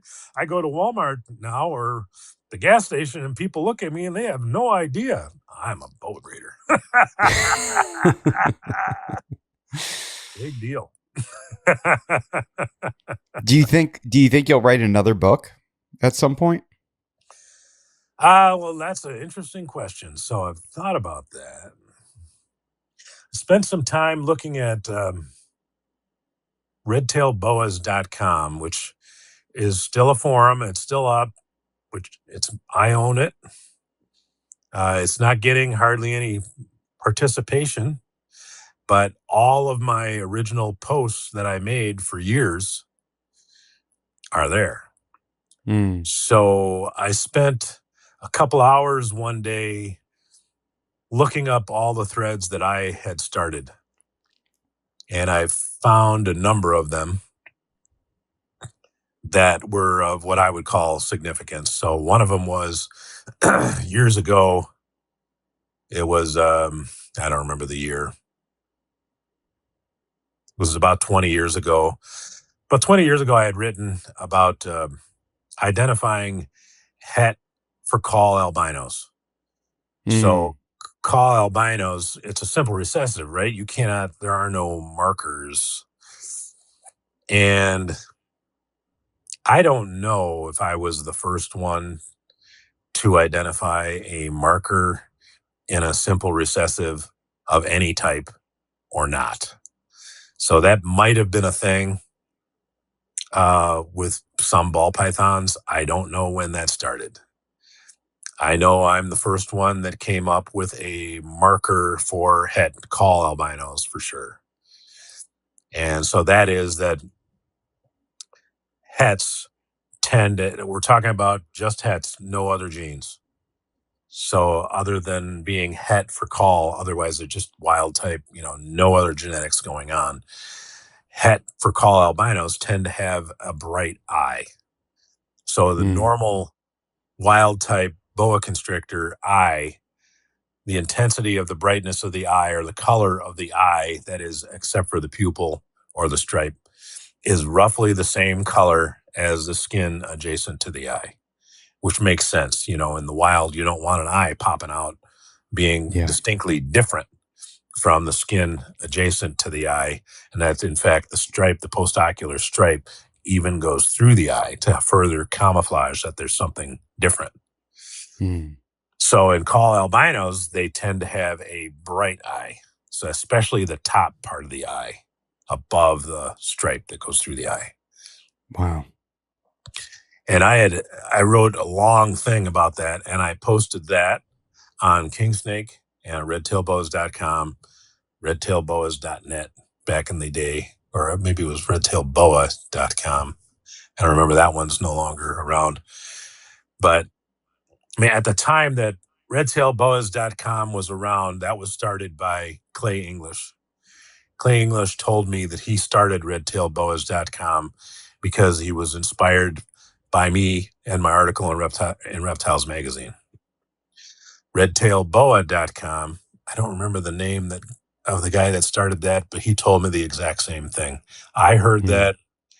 If I heard that once, I heard that hundreds of times from people that they started working with boas because they were inspired to do so, because they thought it's not hard. I can do it. Jeff Ronne did it, and he doesn't, and never did do anything fancy to breed them. He just took good care of them, put them together, and they did the rest, which is the exact same way I do it today. It's not fancy. But so it appeared on all the forums back then. And it's on redtailboas.com. And when I published isn't the right word, I guess, but posted it. Sure. Everyone went on the attack. Oh, he's making that up so he can sell his possible hats as hats. Well, I've heard that before because I made up everything about breeding boas. I just made that stuff up too. But people that knew me knew that I wouldn't make anything up, that I was going to be truthful, that I'm an honest broker and honest distributor of information. And that was my honest finding with het calls. I just stumbled onto it. It's a long story. And so on redtailboas.com, that, and then solidified yolk syndrome, about babies being born with a large amount of yolk. If you keep them warm enough, I keep them like 94 degrees at the back end of a drawer, and the front end of the drawer is much cooler. But if you're able to keep them warmer, they will cook down that yolk most of the time. So I rarely have babies with the big yolk die anymore. They do perfectly fine.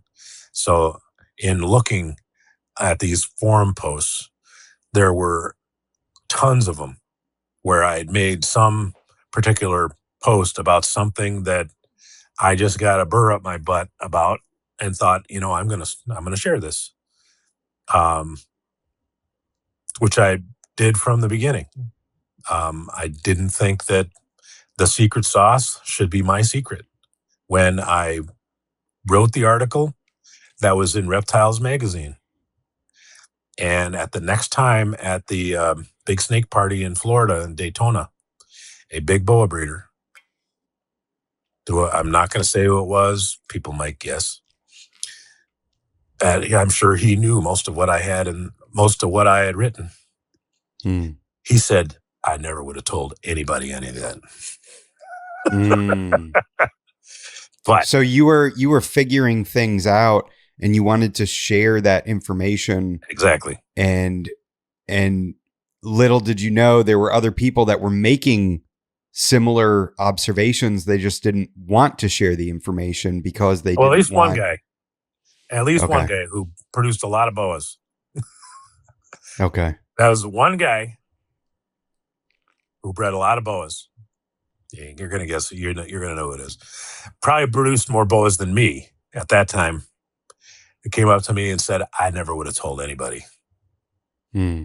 He did not think I was lying. He didn't think I was making it up.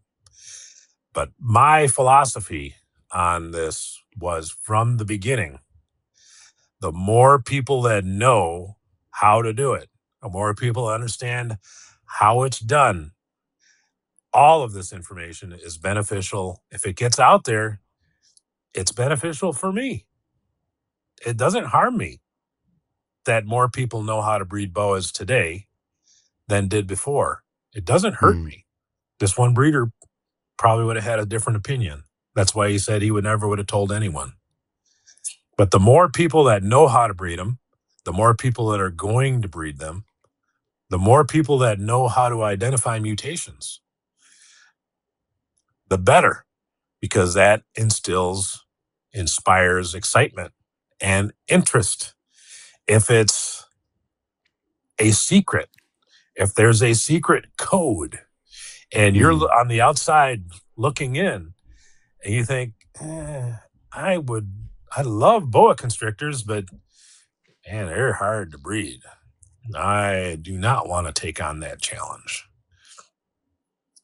They're not going to jump in with both feet. Yeah. But if they feel like, hey, this guy figured it out, he's explained how to figure it out, he likely is going to help me continue to expand my knowledge base, get better at making mutations, I'm going to jump in with both feet. I think that's best for the whole business, especially me. The more people that are interested in breeding boas, the more people that are going to get into it, the more Yeah. customers I get. So that's the foundation of why I share everything that I've shared. That's also a big part of the reason why I'm doing the Boa Lab, is because the more people I can help and inspire, especially now, it's hard to get a grasp on the right information, on Hmm. the accurate information on how to do all this stuff, because the internet is loaded with internet experts who are literal idiots, not fake idiots like you, who are real, literal idiots. They don't know anything. But I don't go online and badmouth them. I just, when I see something, sometimes I'll say something, but most of the time, it's going to be an obscure thread that 3 people have looked at. Hmm. And they've beat somebody up. Somebody makes a post, they get beat up by an internet expert who doesn't know anything, who probably has never even bred boas, or if they have, they haven't produced very many, and then Hmm. they beat them up over it. Well, that is the wrong tack. They should Yeah. be helping those people. There are no stupid questions. There are stupid answers, lots of stupid answers. There are no stupid questions. Hmm. So do you feel that there are people that intentionally post bad information, or do you feel it's mostly ignorance? I think it's ignorance. I don't think anybody's putting out misinformation to confuse people. That'd be Hmm. kind of petty to do that. Especially at this point, right? Like, Yeah. yeah.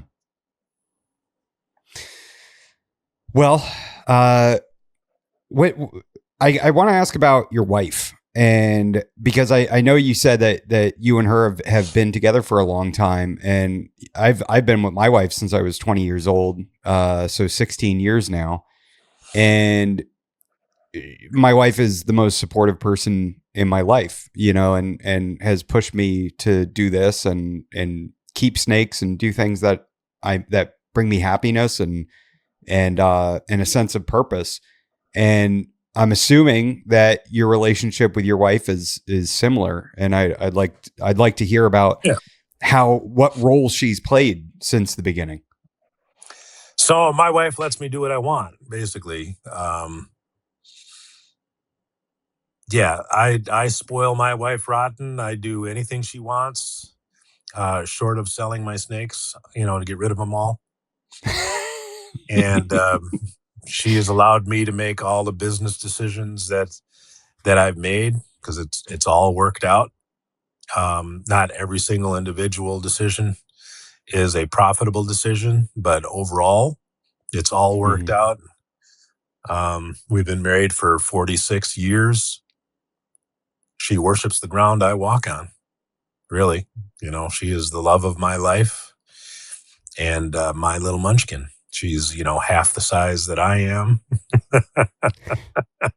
which is fine with me. So she's a very small woman. But we have 3 kids. My middle daughter, she's in her mid-30s now. She's fond of saying that when she was in school, she would visit other kids sometimes, and she always thought it was odd that they didn't have a basement full of snakes because I've had snakes for 43 years or so, which is longer than she's been alive. I've been breeding them longer than she was alive. This year is my 41st year. Wow. And so she always thought it was odd that other kids didn't have snakes. She just thought it was perfectly normal, and which is interesting. The boy knew better. The boy is 40, 45, and Wow. he is aware of when we didn't have snakes, and he knew, none of his friends had snakes. He was well aware of that.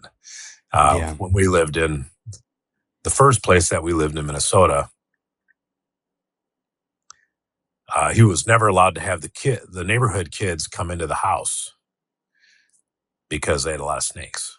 And Mm. I didn't have a door going to the basement to keep those kids out. So I didn't want the neighborhood kids finding out we had snakes and then telling everybody else, telling their parents, and then having somebody show up on my door, which I had happened in West Virginia.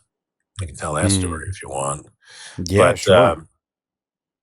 so when we were in West Virginia, I lived with my in-laws when we first got married, and I had a Burmese python, and I had the cops show up and say, "You have to get rid of your snake," because I was out in the yard with it. Mm. And the cop shows up and says, "You have to get rid of that. We have a law against that." I said, "What?" "Yeah, we have a law against that. We have a city ordinance. You can't have snakes." So I put the snake, he said I had a week to get rid of it or something. I put the snake away and I went to City Hall. This is in Stonewood, West Virginia. Mm. I went to City Hall and asked to talk to the mayor. It was a small town, a couple thousand people. And the mayor's name was, I think it was Oliverio at that time. And he said, "Yep, you're going to have to get rid of your snake. We have an ordinance against that." So, and I was 22 maybe. And I said, "Well, can I see the ordinance? I'm curious." Uh, well, we don't really have an ordinance, but we had a complaint. There is no ordinance, but you had a Mm. complaint. So, being,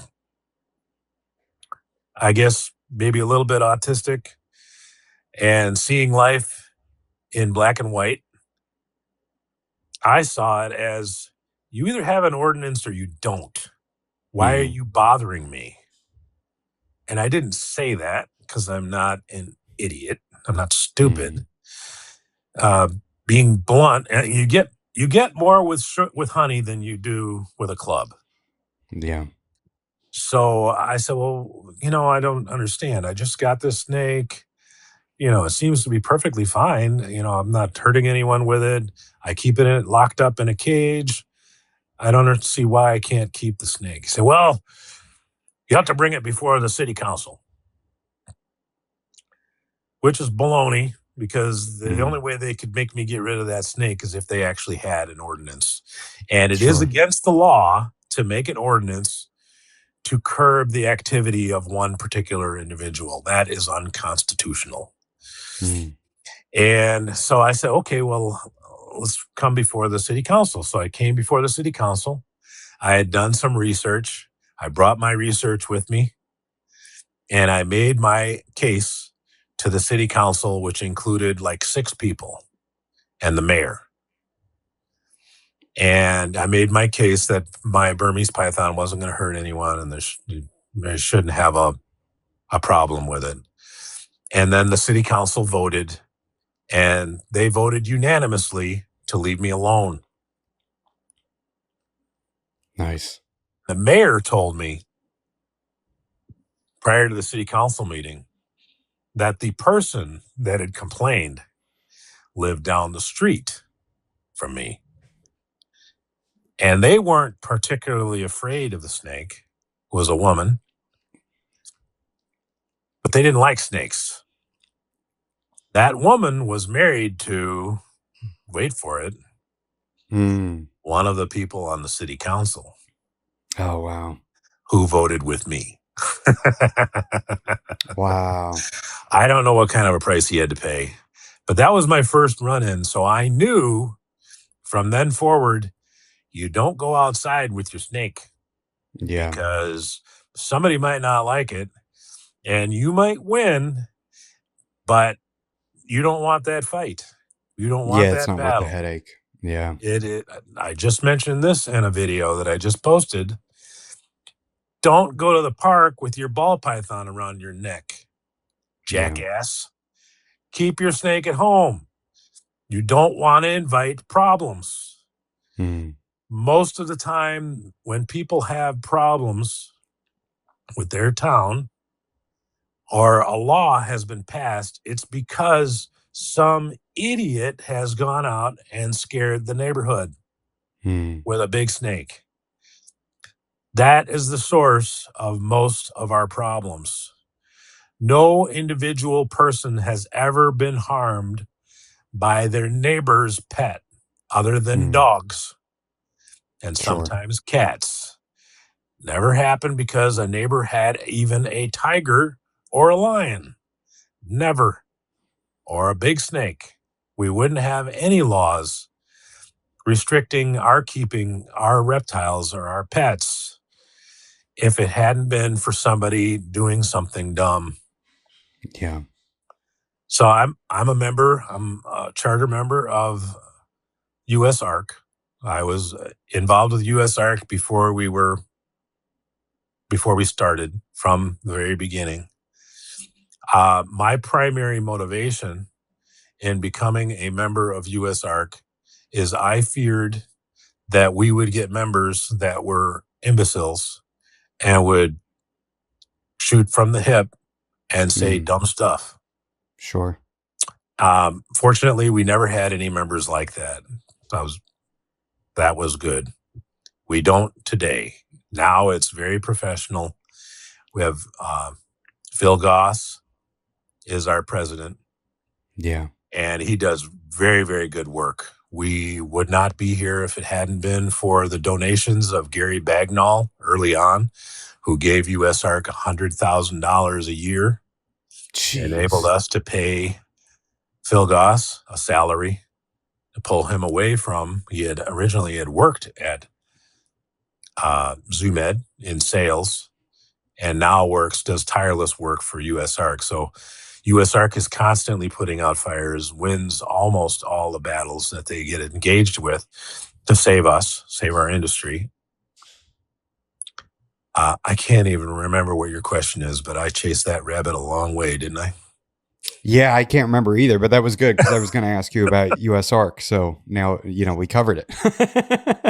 Well, now we have very professional members. I'm the least professional of all the members at USARC. We have doctors, PhDs, people that own gigantic multi-million-dollar businesses, and we were very, very successful today. And all of us owe the existence and continuation, thriving of our hobby to the establishment of U.S. ARC. And I don't mean that I'm not patting myself on the back. I'm talking about Sure. all the other people that have done everything that they've done with U.S. ARC. Oh my God. Yeah. It's so much hard work. And without it, we wouldn't have anything for sure. Absolutely. For sure. So I kind of want to, I want to get into husbandry in a little bit, but for right now, I want to ask, like, do you keep any other, actually, let me ask this first. Do you, or have you kept Argentine boas? Cause I love Argentine boas. I have 2.2 Argentines. So I'm curious if you've ever had any experience with them. Yeah, I have had Argentine boas. I've produced hundreds of Argentine boas. I wish I still had Argentine boas. I don't have them anymore, but I had gotten them back in the day when they were like $750 a piece. They were very expensive. There was a time I had mentioned earlier. There was a time when Bolivian boas were the most sought after boa constrictor, and they were like $750. Yeah. And at about that same time, that's when Joe Terry had been the primary supplier of Bolivian boas. I obtained some, and then I was the primary breeder of Bolivian boas in the early 90s. I made the majority of the ones, the foundation of the ones that are out there today came from animals that I had produced in the early 90s. Wow. And then I had obtained some Argentine boas when they were about 750. And I had produced 1 year, I produced over 100 of them because I produced a lot of them. Jeez. And at that time, Dick Gergen was one of the early breeders of Argentine boas. He's one of the old school reptile guys. He bred 20 or 25 different species of reptiles, a lot of them.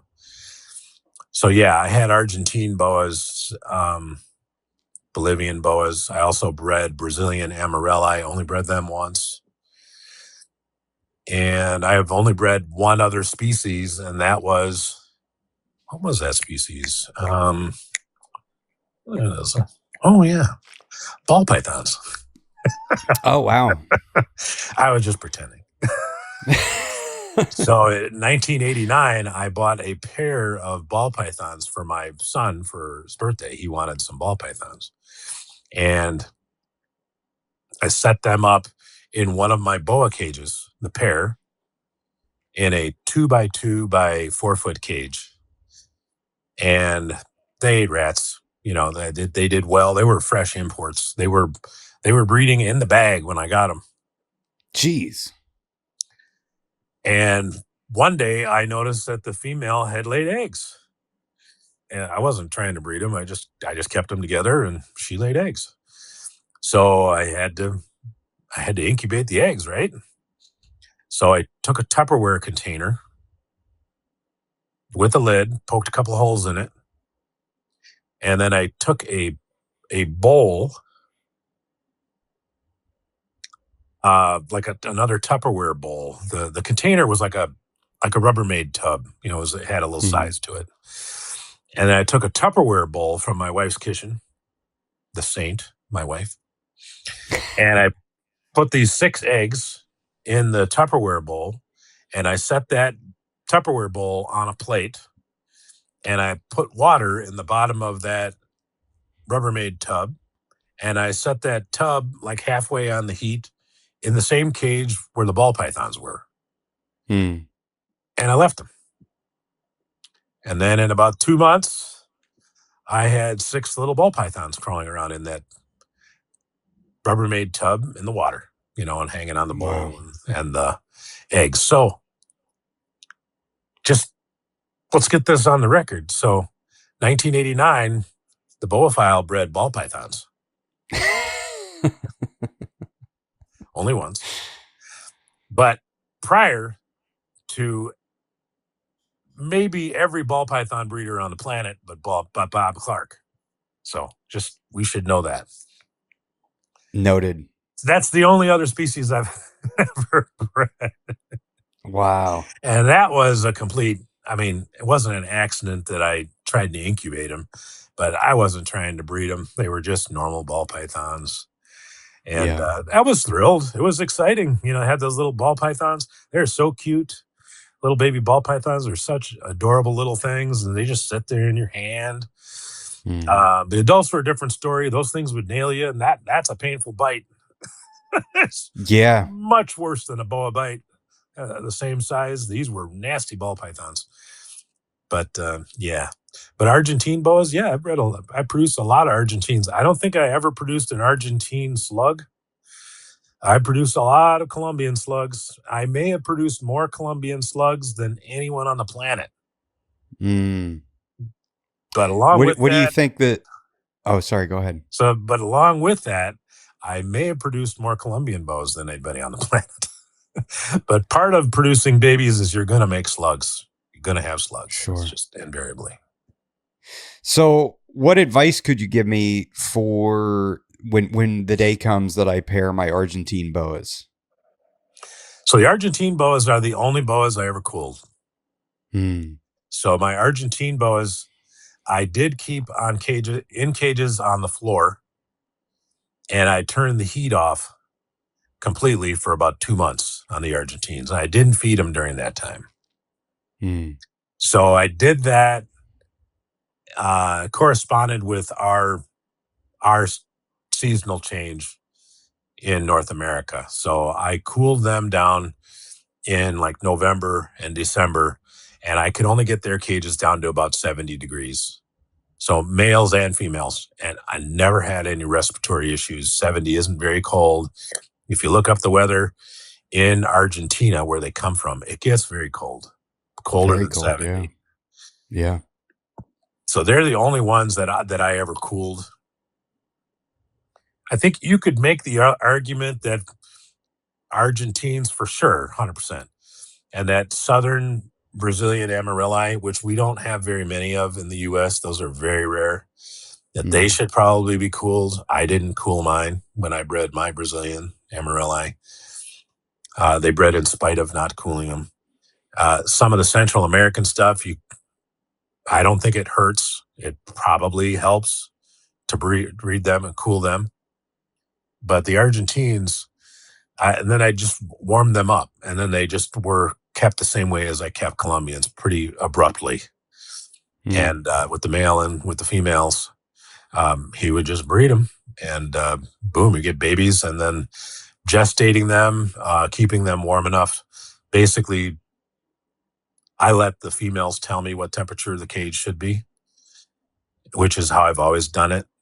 So if your female is never favoring the heat, never going near the heat, then the cage might be too warm. So you want a reptile of any type, no matter what species it is, you want a reptile to thermoregulate. Argentines, Colombians, Dumerals, boas, doesn't matter what it is, garter snakes, anything you've got, you want it to thermoregulate. If it does not ever go near the heat, or if it's always on the heat, your temperature isn't right.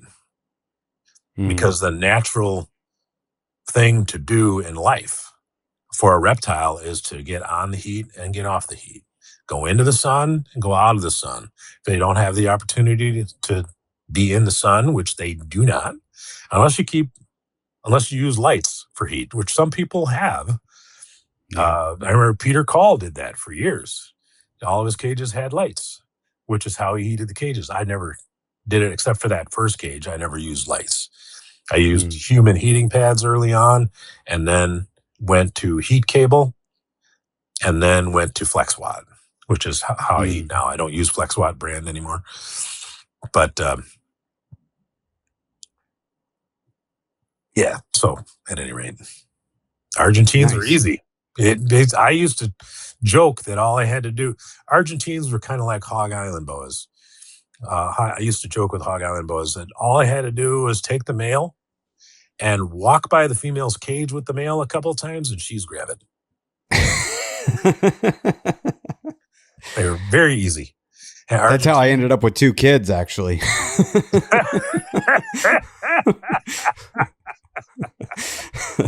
Exactly. So yeah, well, you know how to breed Argentines then.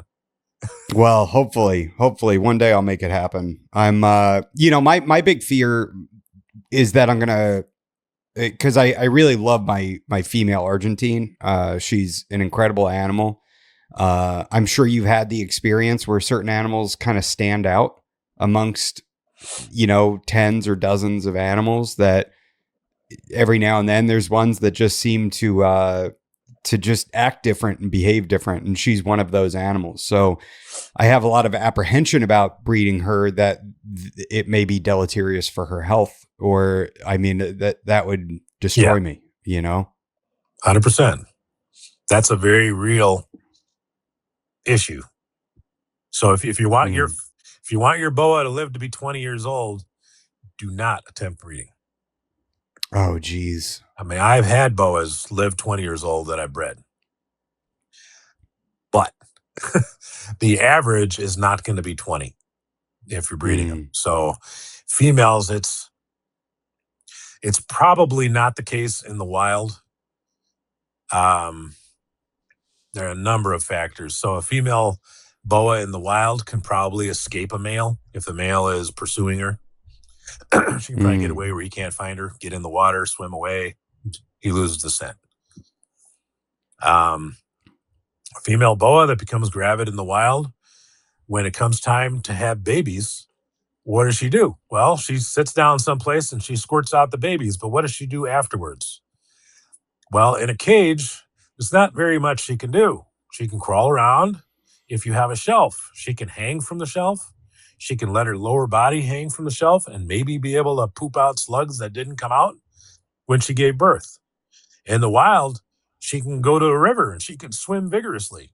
And Mm. maybe that's something they do to shake whatever's still in there loose so they can get rid of it. They can expel it from their body because retaining the products of conception, slugs or babies, is deleterious to their health. Mm. So I've definitely had females that have had babies that subsequent to having babies one year, that the next year will breed normally. Like there was never any problem. They gave birth perfectly fine. And I've had them give birth to another perfectly fine litter and then have some old dried slugs come out or a Mm. petrified baby or two. They're Wow. obviously from the previous year. But what's much more likely to happen if they do not deposit all of the products of breeding? It's much more likely that she will become infected, Mm. that the oviduct will become glued, isn't the right word, but a slug will become stuck Yeah. and will block the oviduct so that the next time when it becomes time to breed, this is why sometimes females, when they ovulate, will die in the process of ovulation. I believe that can be because some of the products of a prior breeding are still in the way. Mm. And in the process of going through the contractions that they go through, trying to push fresh ova into the oviduct to be fertilized, if the duct is blocked, they can't push that through. That process is already initiated. It has to happen. Mm. If it doesn't, or they cannot complete that process, they're much more likely to die from that. Jeez. So breeding is hazardous to your health. It's risky to the animal's health. Same thing for males. One thing that I always do differently is I want to feed throughout the gestation period up to about 6 weeks. I just feel like keeping a little bit of strength there makes it easier for them to push out the babies. The Mm. most important thing is probably making sure you keep fresh water. You cannot take shortcuts. So every shortcut you take risks the life of the animal, risks the life of the potential offspring, risks you being successful. So if you let the water bowl get low, and I don't believe boas drink old water either. Mm. So people think, well, there's still water in the water bowl. Well, if you keep a lot of boas, which I do, you will know that when you dump the water, say I go 2 weeks and I don't give them fresh water, and there's still that much water in the water bowl, and they could get a drink, right? There's plenty of water. I dump the water bowls, rinse them out, give them fresh water. Invariably, when I come back later that day, if I watch and I check them, I'll find that same female that had that much water in the water bowl. She's getting a drink because she didn't want that old stale water. You want to drink that old stale water? You put water in a glass and set it on the counter. Are you going to drink it 2 weeks later? You're not going to drink it either. Yeah. So if you don't keep fresh water in there, it doesn't matter if there's still water or not. She may not want to get a drink. And you may be doing long-term harm to the animal by not keeping fresh water available. So males as well, as far as feeding, I used to not feed males during the breeding season. And now I always feed my males during the breeding season. They get fed every 3 weeks. If a male refuses to eat, I have to consider whether I'm putting him back in with the female or not. Because I know if he doesn't eat and I put him back in with breeding, there's a risk that he will never eat again. Wow. So a male that doesn't eat, if it's an important male, I'm very likely not going to put him back in with the female, no matter how much I want that litter, because I want that male more. Because I know if I put him in with her, maybe he'll continue to breed her. Maybe he won't even continue to breed her because there's a reason why he didn't eat. It's very, very rare. People always assume, well, a male doesn't eat because it's breeding season. He doesn't want to eat. It's breeding season. Well, that's baloney. Almost all males will eat through the breeding season if they haven't gotten out of the habit of eating. If you don't feed them, they'll get out of the habit. If you are always feeding them, I do it every 3 weeks because that's how often I feed the females. I feed everybody. You keep them in the habit of eating. Why wouldn't you want to eat a meal? Okay, you got your wife pregnant twice. Is there still a chance you might have eaten that day? Well, there's no difference. The male needs sustenance. He needs food. The natural course of things is to keep eating. They don't get a very big meal, but I want them to eat something. If you don't get them to eat, they're more likely to not want to eat. And I've had in the years past, every year, if I was breeding, say I was breeding 50 pair, and I had 50 males in with females, and I didn't breed the males at all during breeding season back in the day. At the end of breeding season, I'd have 5 of them, literally, I'd have 5 of them would never eat again. That doesn't happen to me anymore. I do not want my males to go off feed and kill themselves because they've gotten out of the habit of eating. So there is some risk to breeding males and females for sure. For sure. And while we're on the topic of feeding, this is always something that I feel like new keepers and experienced keepers alike are always interested in how other people, especially with a lot of experience, such as yourself, how you feed. So how do you feed a boa? And let's start at just being born all the way up to you're pairing that animal. So like how do you feed them from the jump, and then how does that change over time, and when does it change? Okay, so there's going to be some controversial stuff in this, but I will tell you that people that have 15 years experience or more will all agree with me. People that have 5 years experience or 6 years experience who think they know, they don't know what they're going to know in 15 years. So I feed a lot less than I used to feed. A lot of those younger keepers, they know that. They just think, well, I don't have any trouble with mine. I'll get into it. But I haven't had any trouble with mine. Mine are doing great. There are many. I've been doing this so long. There are many people with 15 years experience who will attest that when I said what I'm going to say, when we get into this, when I said what I'm going to say in a few minutes, 15 years ago or 10 years ago, when they only had 5 years experience, they thought I was full of crap. Now they know I was right because they paid the price of doing what I said that I did at the beginning that I don't do anymore. So let's get into it. Yeah. Babies. So I don't feed anything until after they've had their first shed.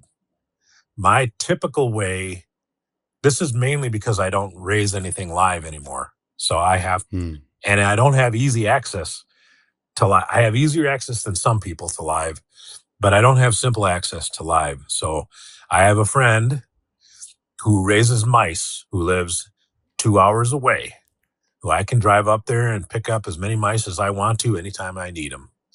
But that's half a day for me to go up there, chew the fat with them and talk, which invariably happens always. Pick up the mice and come back. That's a half a day that I don't want to spend, but I have to do it when I have fresh babies because they always have some babies that won't eat the way I feed. So the way I feed babies is I feed them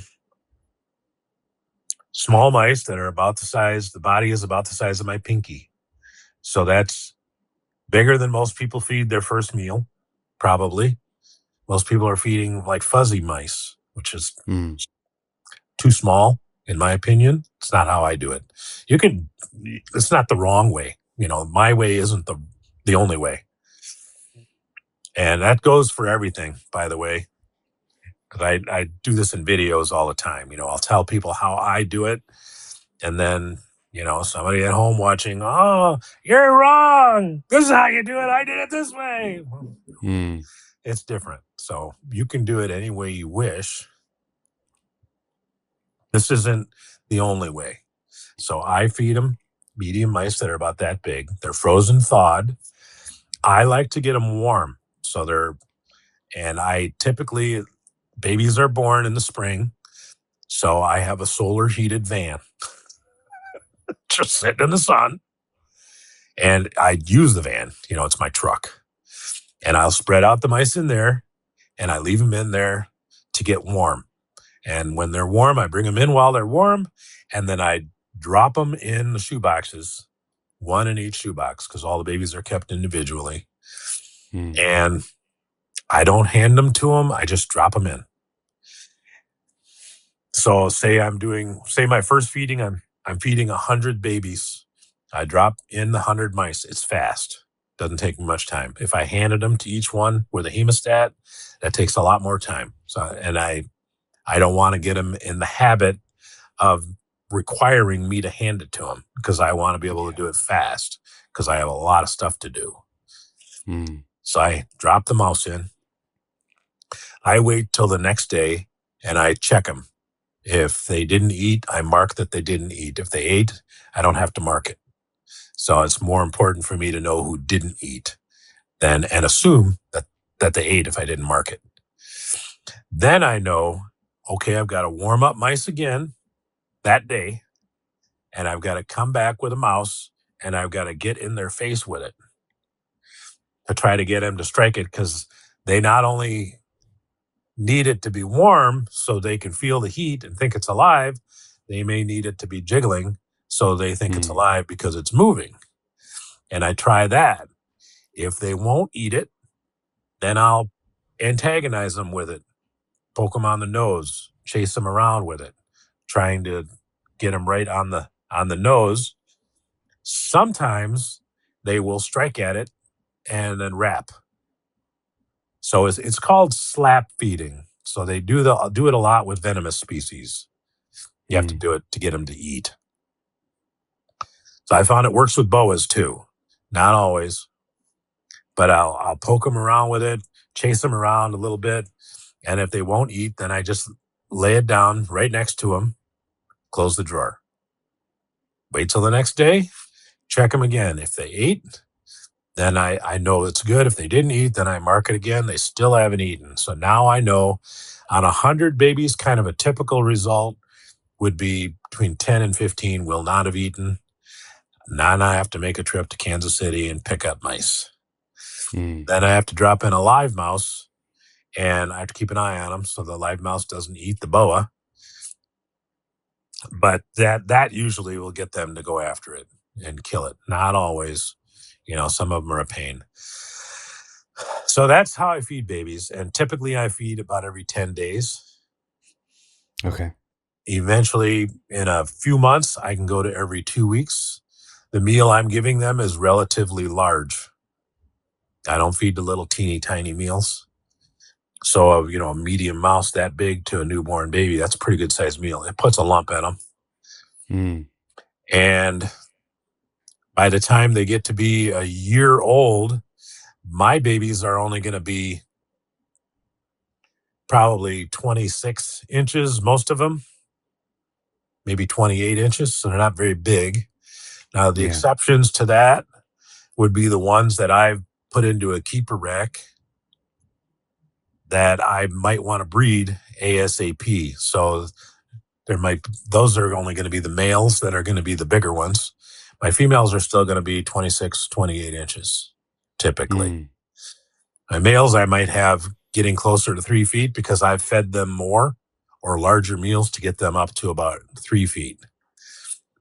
So remember when I talked about that very first litter that I had? I had 16 babies. 2 of them died because one swallowed the other.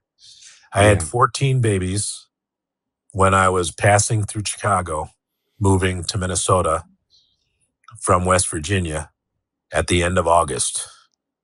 So they were 6 months old, 6.5 months old. I took all of those babies when I was at my grandmother's house, and I put them along a wall and got them to stretch out and measured them because I was curious what size they were, and I'm a numbers geek, right? And it's the autism. So I put them against the wall and measured them. They measured at 8 months.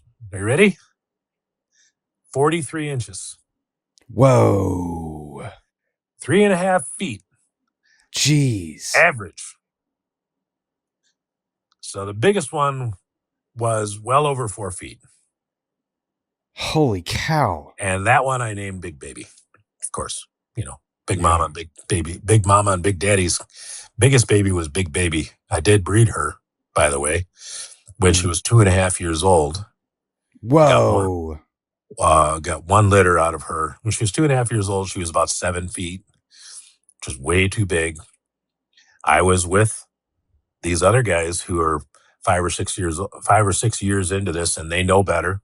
Their boas are huge because they've been pounding the crap out of them because they think I'm full of crap, which is fine. They will for a few more years. And I got one litter out of her. She had the slugs that she had babies and slugs. The slugs were the size of tennis balls, literally. They were ginormous. The babies were like 26 inches. They were huge babies. And at 7 feet, she had one litter and died. Damn. And same thing with some of her sisters, which weren't quite as big. I'd kept 3 females and 1 male. And I lost them very shortly after. So it took me a while to figure it out. But today, I don't feed anywhere near that much. So my males are typically, if it's a male that I want to breed, and it's a really important male, and I want to breed it at 18 months, which I'm pretty successful at getting males to try to breed at 18 months. By the time they're a year old, they're about 3 feet, which is a far cry from what I used to do. That's still pushing it for me.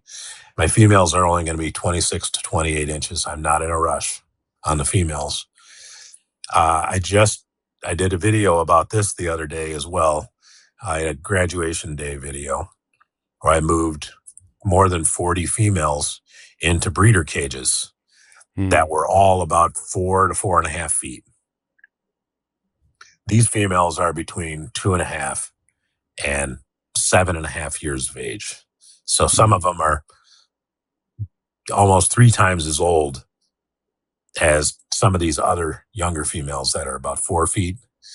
But 4 foot is as big as I would have a female that I intend to breed. That's important. I'm more of in a rush to breed. So that's an animal that I'm rushing, female wise. That's about 4 or 4.5 feet at 2.5 years. And that's nowhere near as big as a lot of people get them. So I advocate for keeping them relatively small. I don't think it's the end of the world if you have a female, it's 3 years old and is 6 feet.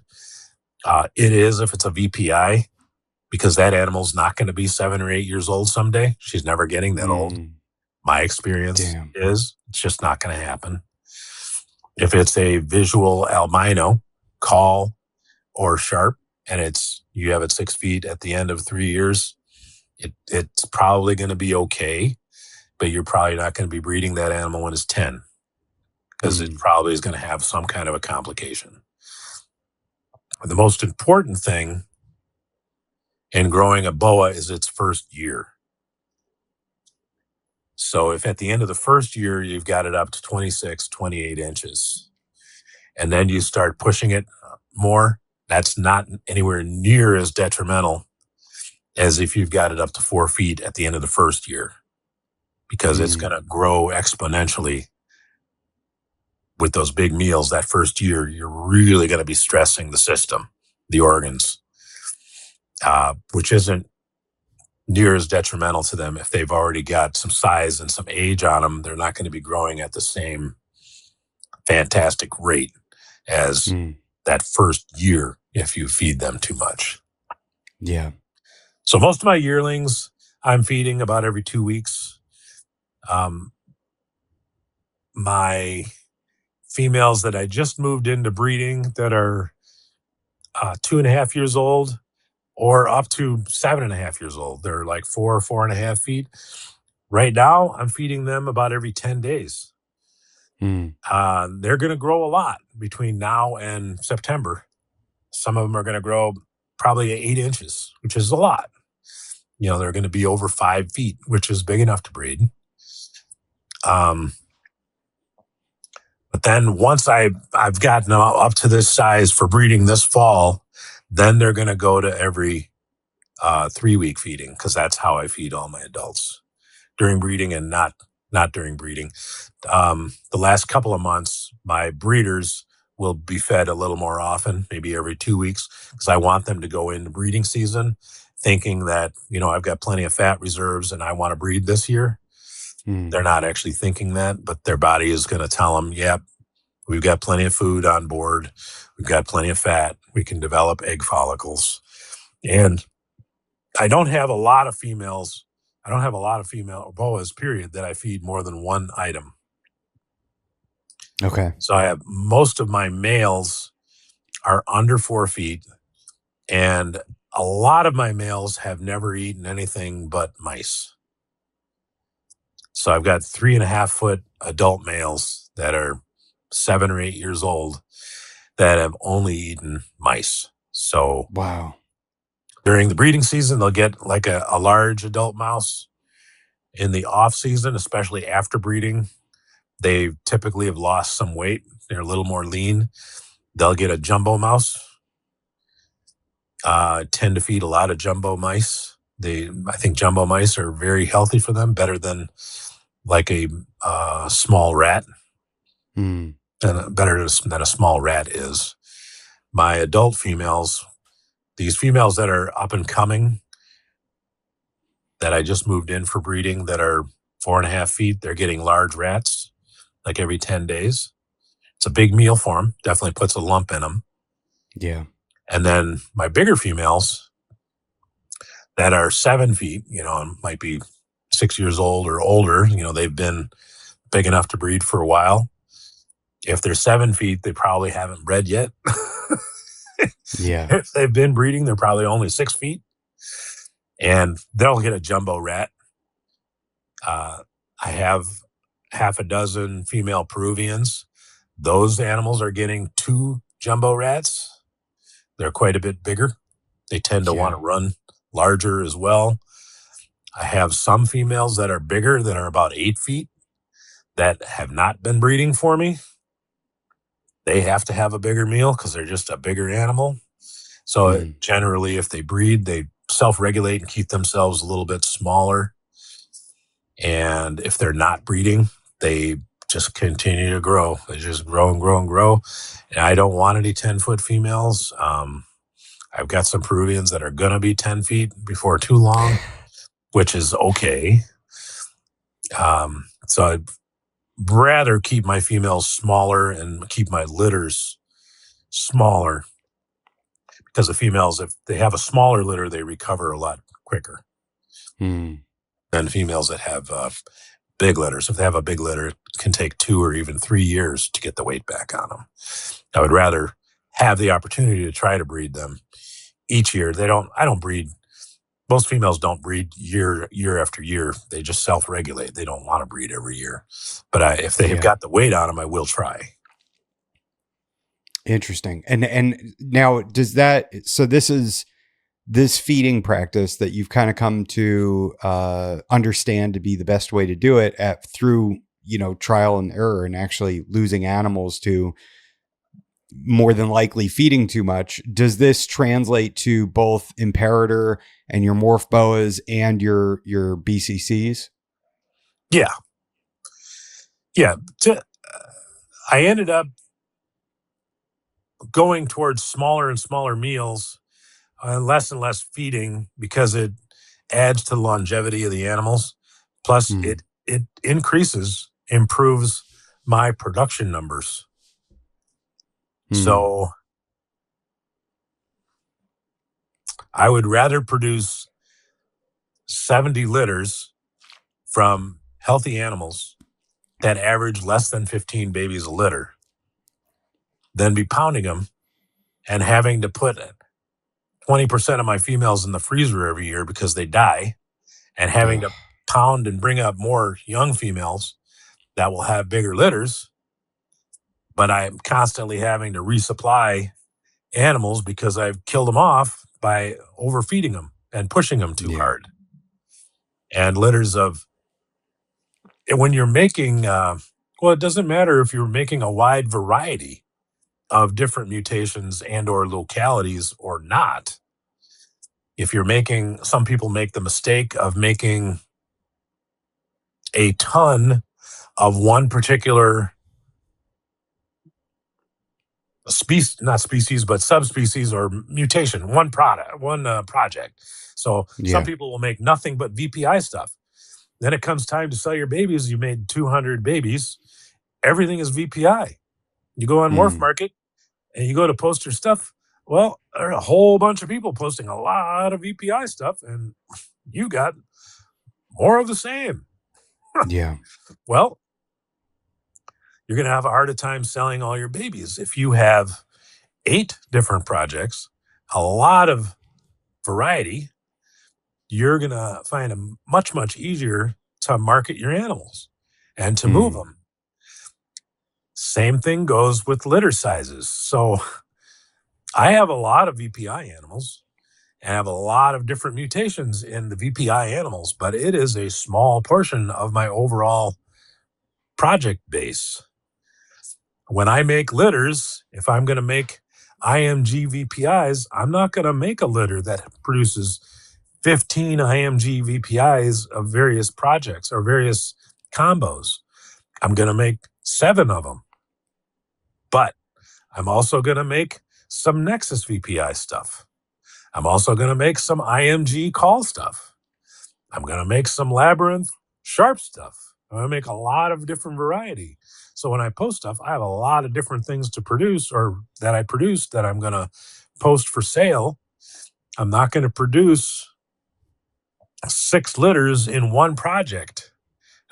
Labyrinth boas. So one guy a few years ago produced a whole ton of labbies in 2 projects, and he posted all of them for sale. all at once. 100 labbies did significant damage to the labby market because people looked at it and thought, holy mackerel, look at all those labbies. And they're all, half of them were one project that people were probably the most interested in, VPI snow stuff.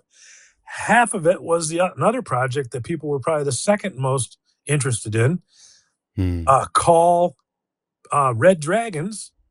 And boom, the market took a massive hit.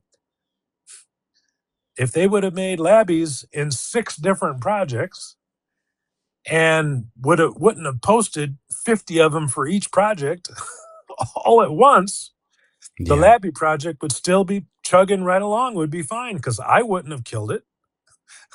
I started it. I didn't want it to take a significant hit. Yeah. So you want to be more diversified, produce many litters in many projects and smaller litters so you don't get stuck with a whole bunch of mutations from one particular project. Well, now how do I sell this huge number that have all these different specific mutations in common? It's just not a wise way to do it.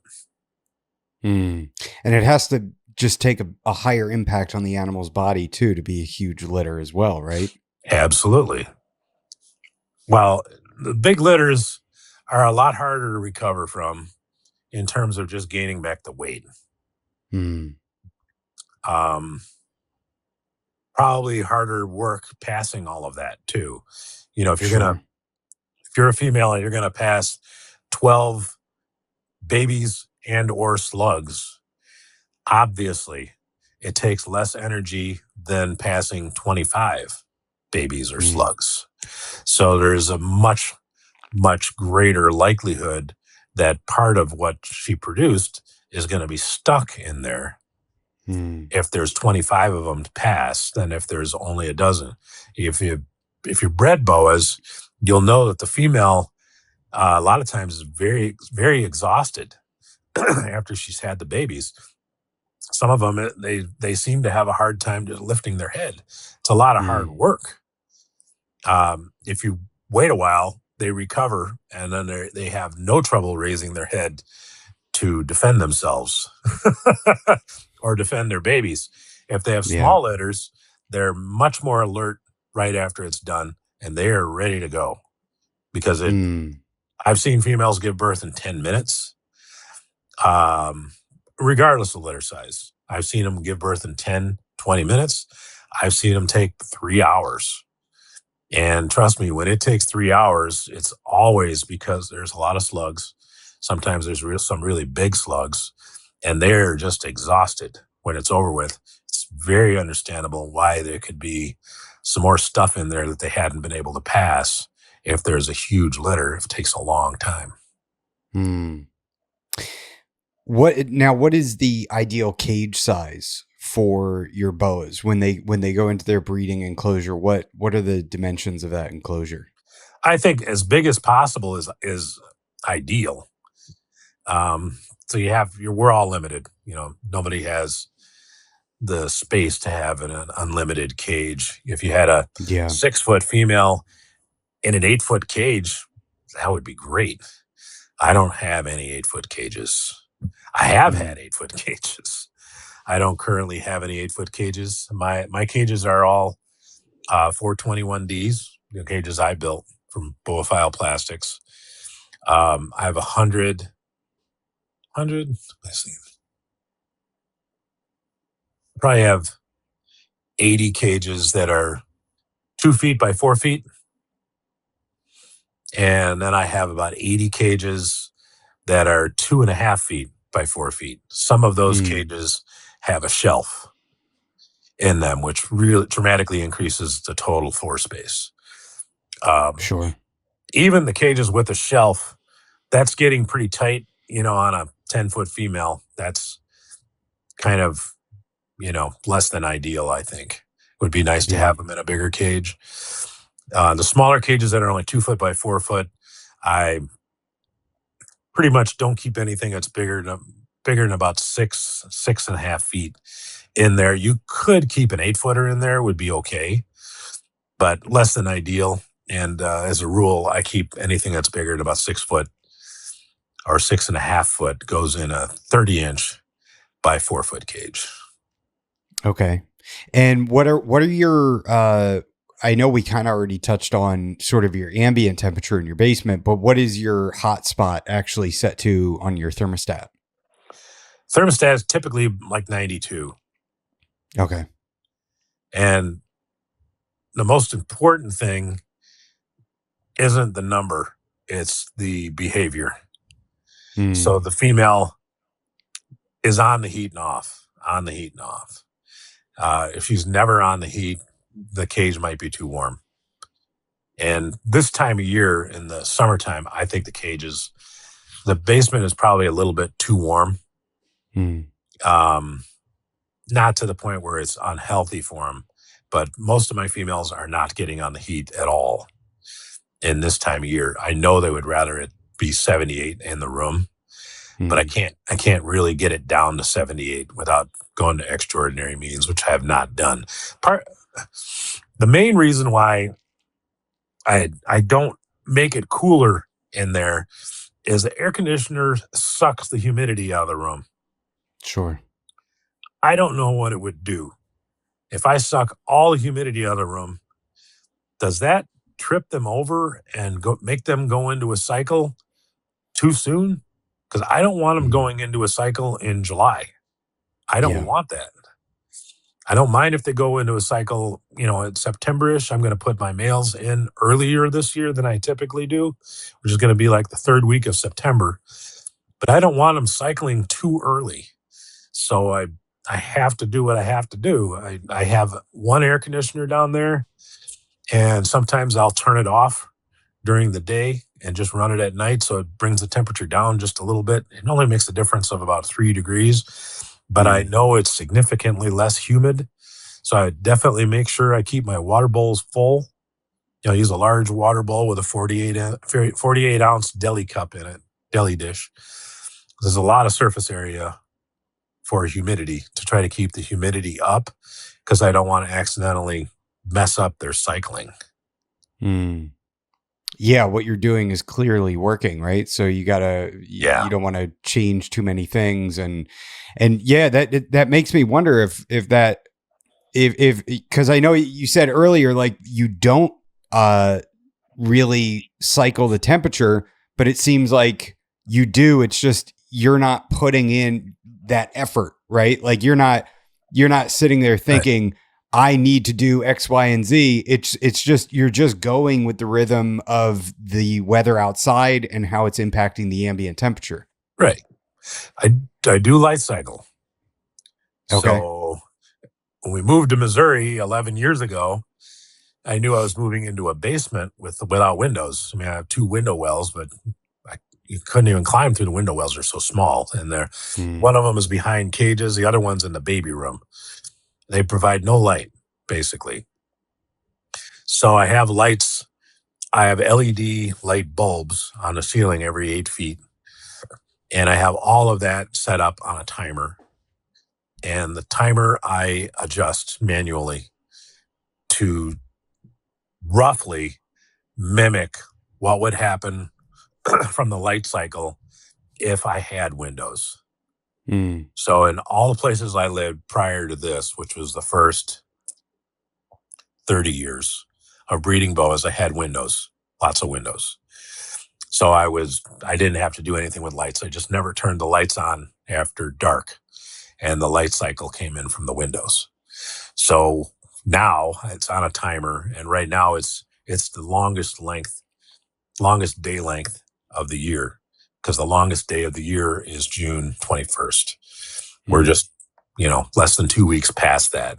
So shortly, I will begin to shorten my days by 15 minutes at a crack. So right now, the light's on for like 14 hours a day in the basement. Just comes on or off. There's no dimming. And it will get shorter and shorter till the winter time, when the day length is more like 10 hours a day, which is about like it would happen here when we hit the middle of the winter. Mm. The light cycle, the light cycle and then the change in humidity, I believe to be the two biggest changes that cycle my boas, because they definitely Mm. cycle. Sure. Like I said, the temp thing, I got 9 months of keeping the temp where I really want it. And then I got 3 months when it gets warmer than I want it. But it does start to cool a little bit. The boas probably feel that. But the Sure. more significant change is in the humidity in the air, because there's a Mm. lot of humidity outside, which has a big impact on my humidity in the basement. And then in the fall, it's way less humid because it's cooler outside and then there's less moisture in the air. In Yeah. the summertime, when it's hot, the air can hold a lot more moisture. So I haven't done it, but I could measure the humidity in the cages and, get a number on that. I haven't done that. Yeah, I was going This, to ask what the relative humidity is in the room or in the cages, or if you yeah, mist, or if you use a humidifier, or if you I do don't, anything to I don't mist. So I have misted. I used to use a humidifier, and I found the years that I didn't do it weren't any worse. And when I did spray, it wasn't any better. Mm. So I figured if it doesn't help, why should I do it? So I know in the wintertime, it's more like in the basement proper, it's probably more like 20% humidity, which is higher than it would be. It's only 20 or 25% because I have so many water bowls. All Sure. the big cages, a big water bowl. In the male cages, which are in racks below the cages, there's a little water bowl. So my humidity stays up to 20 or 23%. That's in the room proper, but in the cages, it's going to be 20% higher than that, maybe more, because of the Sure. big water bowl. But in the summertime, it's probably 80%, maybe 90% in the cages. I haven't concerned myself with the specifics of it just because it's working. So if I Yeah. was curious, I could check that, but I haven't checked that. Do you ever get like stuck sheds or anything that would make you say, "Gee, the humidity is too low," or do they shed perfectly all the time? So it's, again, you just don't pay any attention to it. I definitely get stuck sheds occasionally on adult females and males. It doesn't ever happen with little guys because the little guys are in shoe boxes, sweater boxes, or blanket boxes with a water bowl. It just doesn't happen because I guess the relative humidity in the baby room is a lot higher because there's just so much water in there. There's so many water bowls. And I Yeah. know the humidity and the temperature is always warmer because for the babies stuff in that room, I heat the whole room. So the whole room is 86 degrees and I Mm. don't have any heat in the racks. So the humidity is always higher. But in the big room, I do get stuck sheds. So sometimes I do have to soak. I would say on an average year, I end up soaking maybe 3 boas that get a really badly stuck shed. Okay. That's pretty good, I think. So it's not very often that happens. If it happens to a male, I just hose down the tub. So he's on Yeah. Aspen, I fill his water bowl up and then I saturate the Aspen in there, literally saturate it with a hose. So I'll dump 2 gallons of water in there Dang. and then uh, check on them. Usually that happens, I notice, right after they've had a crappy shed. And then Mm. they usually shed that on their own. Occasionally I get one that's really bad and I have to put them in a tub with half an inch of water, put them in there. I just leave them overnight. Usually they've shed the shin by the next day. If they don't, I can help them out. But I would say it's a relatively unusual problem. Boas are pretty hardy. When it comes to humidity, they're pretty hardy. Ball Mm. pythons, not so much. Pythons are a Yeah. little bit fussier about humidity. Yeah, they need a surprising amount of humidity for something that comes from Africa. But I mean, you kind of see their actual range, and you're like, oh, it makes sense. They're occupying ecological niche that's pretty humid, you know? Yeah. So, okay, I kind of want to talk about genes, genetics, morphs. What was the first morph you created? Oh, you mean that I initiated? I found? Yeah, yeah. What was the first one? Let's see. Boy, I thought it would have been super special. Well, there's a few of them.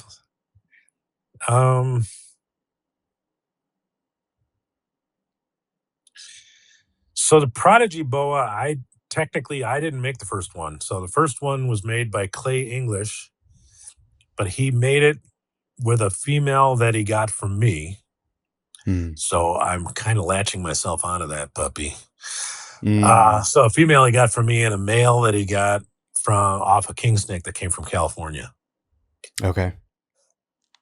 But that was just a little bit before Key West boa. Hmm. So they proved the Key West boa in 2009. So that was the first one. That was a year or so after Roswell Laddertails appeared. So Roswell Laddertails, those came from, so a guy named, you want me to go into that or you want to stick to what I've done?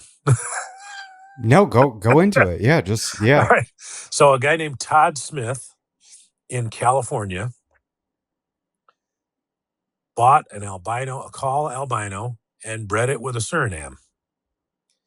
And at the time that he did it, there were, I would say, the majority of us, which included me, were more locality purists. We didn't want to cross anything. We wanted to stick with localities. So most of us wouldn't buy those animals from Todd Smith. Hmm. You know, we were aloof. Sure. Yeah.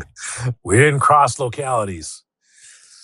But he made animals that were 50% Suriname, 50% Colombian, het, call albino.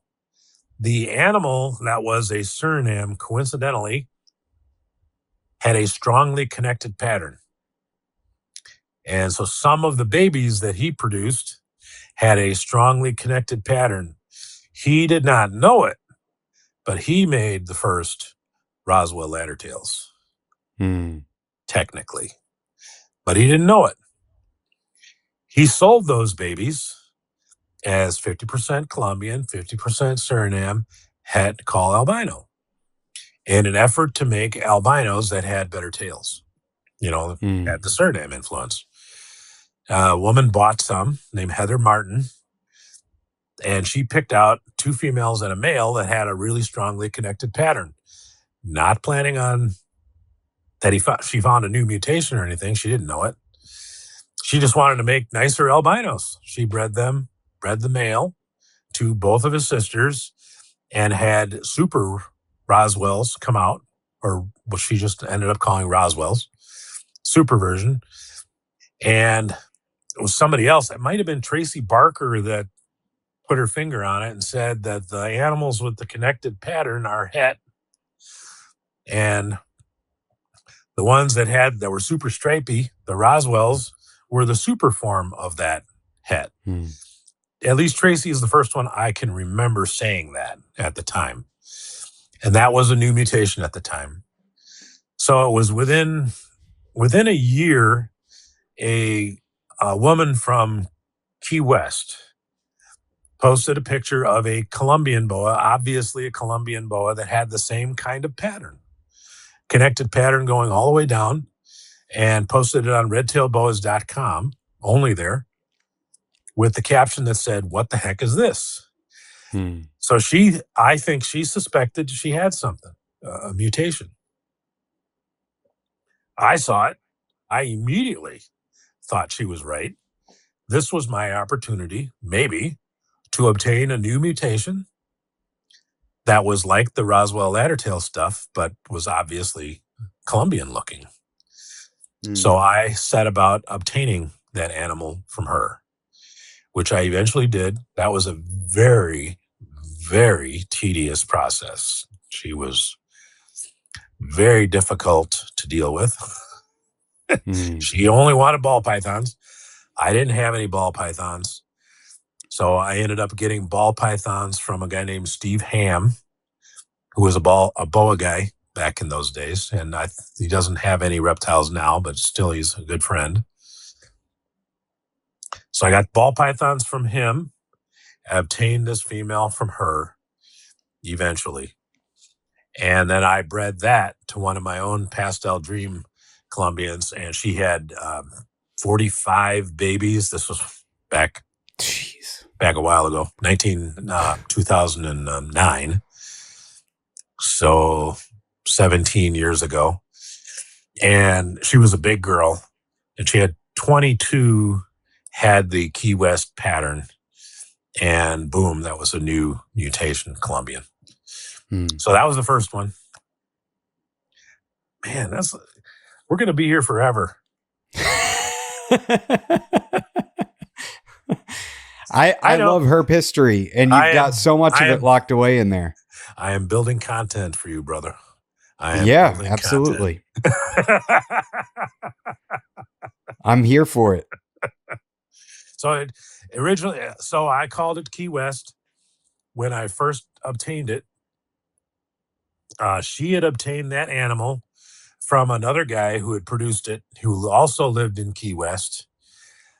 That guy produced it, not knowing it was a mutation, from a female who was also a Key West, and he produced more than one Key West in that litter. So he produced the first ones without knowing it was a mutation and not recognizing it. I'm the one that recognized it and proved it.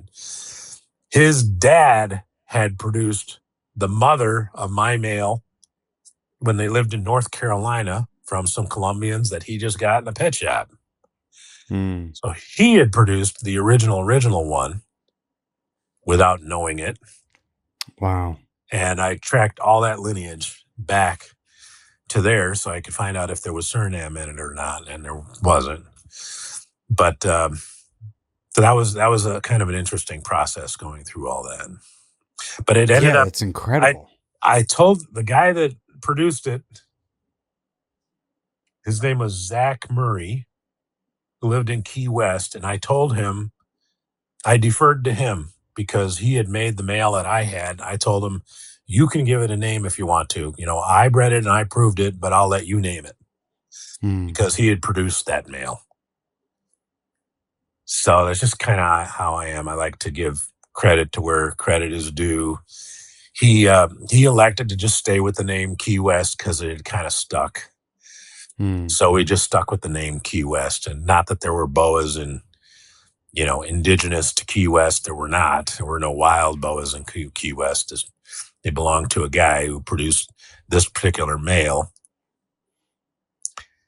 And I don't know what ever happened to that guy. He just kind of disappeared. He had some litter mates, but I don't know if he lost his boas or what happened, but he just wouldn't answer the phone anymore when I called him.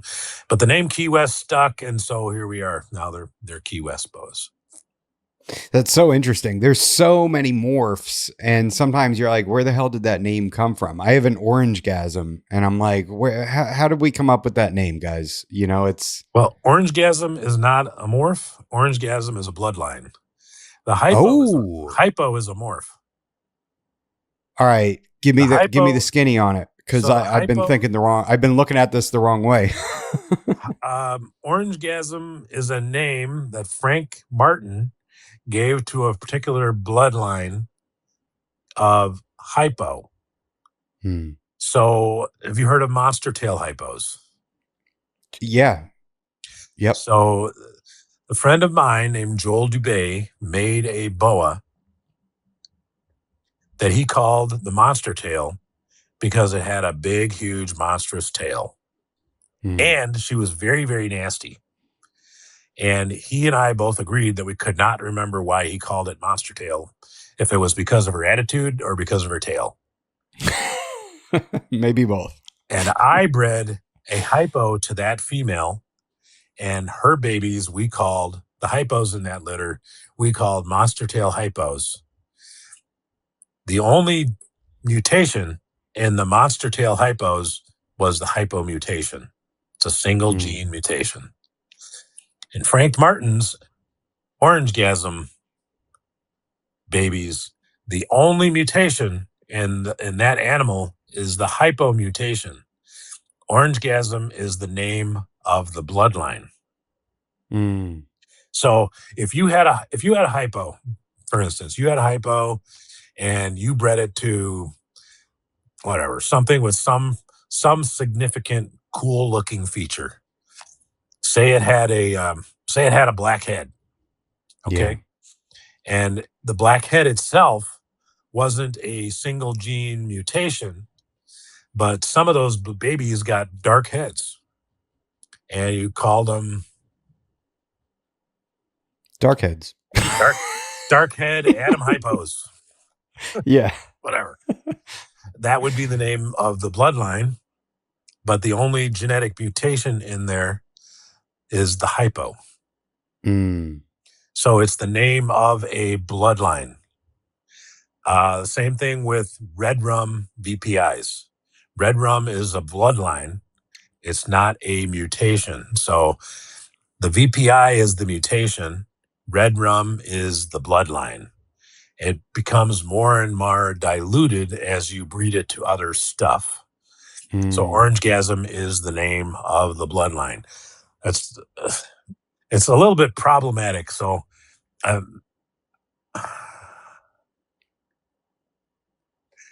don't mean to be condescending at all when I say this, but with people that are not real familiar with the mutations, there are a number of mutations in boa constrictors that people that are newer to the boa constrictor hobby sometimes latch onto and think, well, this is a mutation. So I've had many people think that their monster tail is a specific mutation, and monster tail is only the name of the bloodline.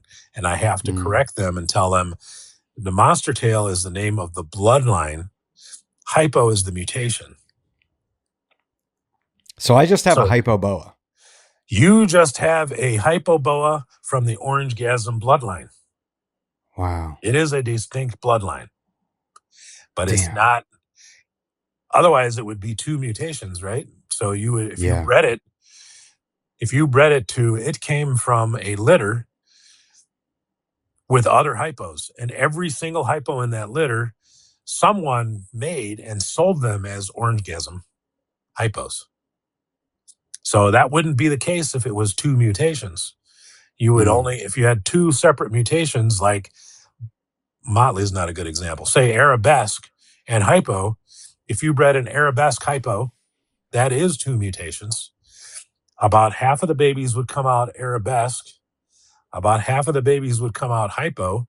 About 1 out of 4 would come out arabesque and hypo. So only 1 out of 4 would be arabesque hypos. But when someone does that with orangegasms, they're going to call all the baby hypos orangegasm hypos. That's not the way it works. If it was a mutation, that is the way it works if it's a bloodline. Wow. Everything is of that particular bloodline, but not everything is hypo. So even the normals in that litter, they're still orangegasm bloodline. You follow me? Yeah. I was ignorant. So people... I just picked her because she looked pretty, man. Not ignorant in the condescending or detrimental way. You just didn't know. Yeah. So, you know what I mean? Yeah. No, oh, go ahead. So in boas, there are a lot of mutations that aren't mutations at all. The Europeans are really good at that. So there are a lot of boas that originated in Europe that have a name that are not a mutation at all. They're a bloodline. You're actually blowing my mind right now because of my ignorance. And I don't, maybe other people will be listening to this and be like, God, Adam really is an idiot. But when I was looking on Morph Market, right, like I just wanted to get an Imperator, and I was literally just whatever catches my eye, whatever parents look cool, and that was what I was doing, right? No intent to breed or have like a project or anything like that. And this orange gasm caught my eye, and I got her, and that was it, but I had looked at monster tails and ladder tails and Key West, right? And like all these other, I wanted a light boa. I just wanted something that was light and looked nice. And come to find out, they're all somewhat similar, right? Yeah, I'm 99% sure if you tried to find orange gasm hypo as one of the mutations listed on Morph Market, you won't find it. I'm pretty I sure think that they have orange gasm on there as like a genetic trait. Well, if they do, they are wrong. They definitely have some things listed that are not mutations. Oh, well, I mean, yeah, the amount it. Well, the people that do the site are not boa constrictor experts.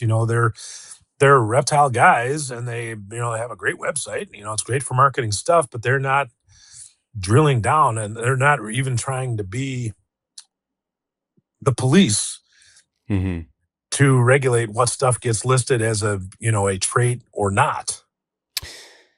Well, the thing that really drives me crazy that I wish Morph Market had, and I think Morph Market's an awesome tool and everything, but when I go on Morph Market, it would be so cool if there was localities for boas. I don't know how that's not a thing, because locality boas are popular, and sometimes you just want to drool over a certain locality, and if that individual that has bred that locality didn't put that locality directly in the description or the name of the animal, you're not going to be able to find it, and it would be really cool if there was just subcategories for localities, in my opinion. That's just how I feel, though.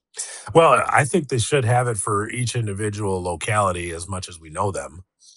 Sure. But I think they just list red tail boas or just locality boas, something like that. Yeah, it's like Colombian or Central American, or like it's South American. Because I don't think you can't really drill down to just Peruvians, which I wish they did. I think that would be super cool. I've looked on there trying to find just Peruvians, and I'd have to wade through a whole bunch of other stuff that's Thousands. not Peruvians at all. Yeah, it's difficult, but again, they're not, well, locality police isn't the right term, but they're not trying to police. They're trying to please everyone, generally. And I guess they need to get some locality police on their app, and it'd be nice if they could just separate out kind of the big ones, Brazilian, sure, Peruvian, Bolivian, Argentines have a category. That's what's crazy. Okay. Certain ones have it. So there could be 4 of them, and then everything else, because there's a whole bunch of islands and stuff and a whole bunch of localities. And sure. Anyways. Yeah. And maybe they've just done the best they can with what's out there, because it can get so granular so quickly. Yeah. Now my male is an IMG Motley, so he's a black snake, and I think he's like parahet or something like that. But now, what do you think of the IMG gene? Because I think it's super cool. I mean, a black boa, I think, is just it's mind boggling. It's really beautiful. Well, it's great. It's remained popular for a long time too. And the beauty of the IMG is you can add it to anything. It doesn't become an island unto itself. The IMG, you can get just an IMG, and it's a very cool animal. You can get just an IMG plus any pattern mutation, and it's still cool. You can add IMG to any simple recessive color mutation, and it's awesome. It's a beautiful thing. It's like albino of one stripe or another, there's a limit to what you can add to an albino. So an IMG is way more versatile than a Mm. call albino. You can have a call albino, you can add any of the pattern mutations. You can't add any of the other color mutations to it. It is what it is. Yeah. And there's a lot of color mutations. So IMG is like that. You can add it to any of the color mutations, any of the pattern mutations, and it still is there. The pattern mutations, you can't do that with. Some of the pattern mutations, when you add it to a pattern mutation, some of them you can identify it. Sometimes it becomes very difficult to identify it, or it's not as interesting. And IMG remains profoundly variable and versatile to add to anything. It's probably one of the best genes we have. It's kind of like Labyrinth. Labyrinth is a great one. You can add that to anything else and tweak anything else.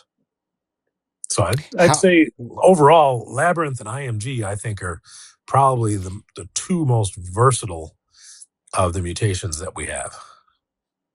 What is your favorite gene? I really don't have a favorite. I should give a self-serving answer. That's what you're supposed to do, when you ask that. Sure. Yeah. My favorite is one that I can't disclose yet. Hopefully that'll be out next year. But not really. I'll definitely be very, very happy when I make them, which it should be next year. But I'm not going to go into that. But I have to. Unfortunately, I have to tease it a little bit because that's what I do. Sure. Hey, I don't blame you. But I really don't have a favorite. I guess if I had to be pinpointed, if I had to be pinned into a corner on my absolute favorite, it would be Peruvian red-tail boas, which is not a mutation. I love Peruvian red-tail boas. It's I've had some since 1989. I bred my first litter in 91 or 92 of Peruvians. They're really hard to breed. Not an easy nut to crack. I've had a dozen litters of them or something like that. So not a lot. I wish I had more. I've made the patternless version of that, which took a while to work on that. I did a video on that. That's kind of a long story. But yeah, I love Peruvians. And I love your favorite morph is a locality. My favorite morph is probably Labyrinth boas, but I really don't want to say I have a favorite because that one's been very good to me. That was very, very good to me.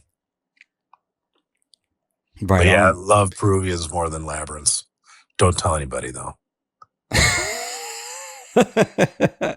You just did. I don't have to. I did. Oh, oops. So now, what about deleterious genes? Are there any like how many deleterious genes are there really? And that could range. I know Scoria has a wobble, right? So there's like a neurological issue there that comes along with that morph. What about are there any other genes that have issues? And like, we don't have to get into like the supers because obviously there's quite a few supers that where when you take the two animals and you breed them together, you're going to get animals that just die. Right. Right.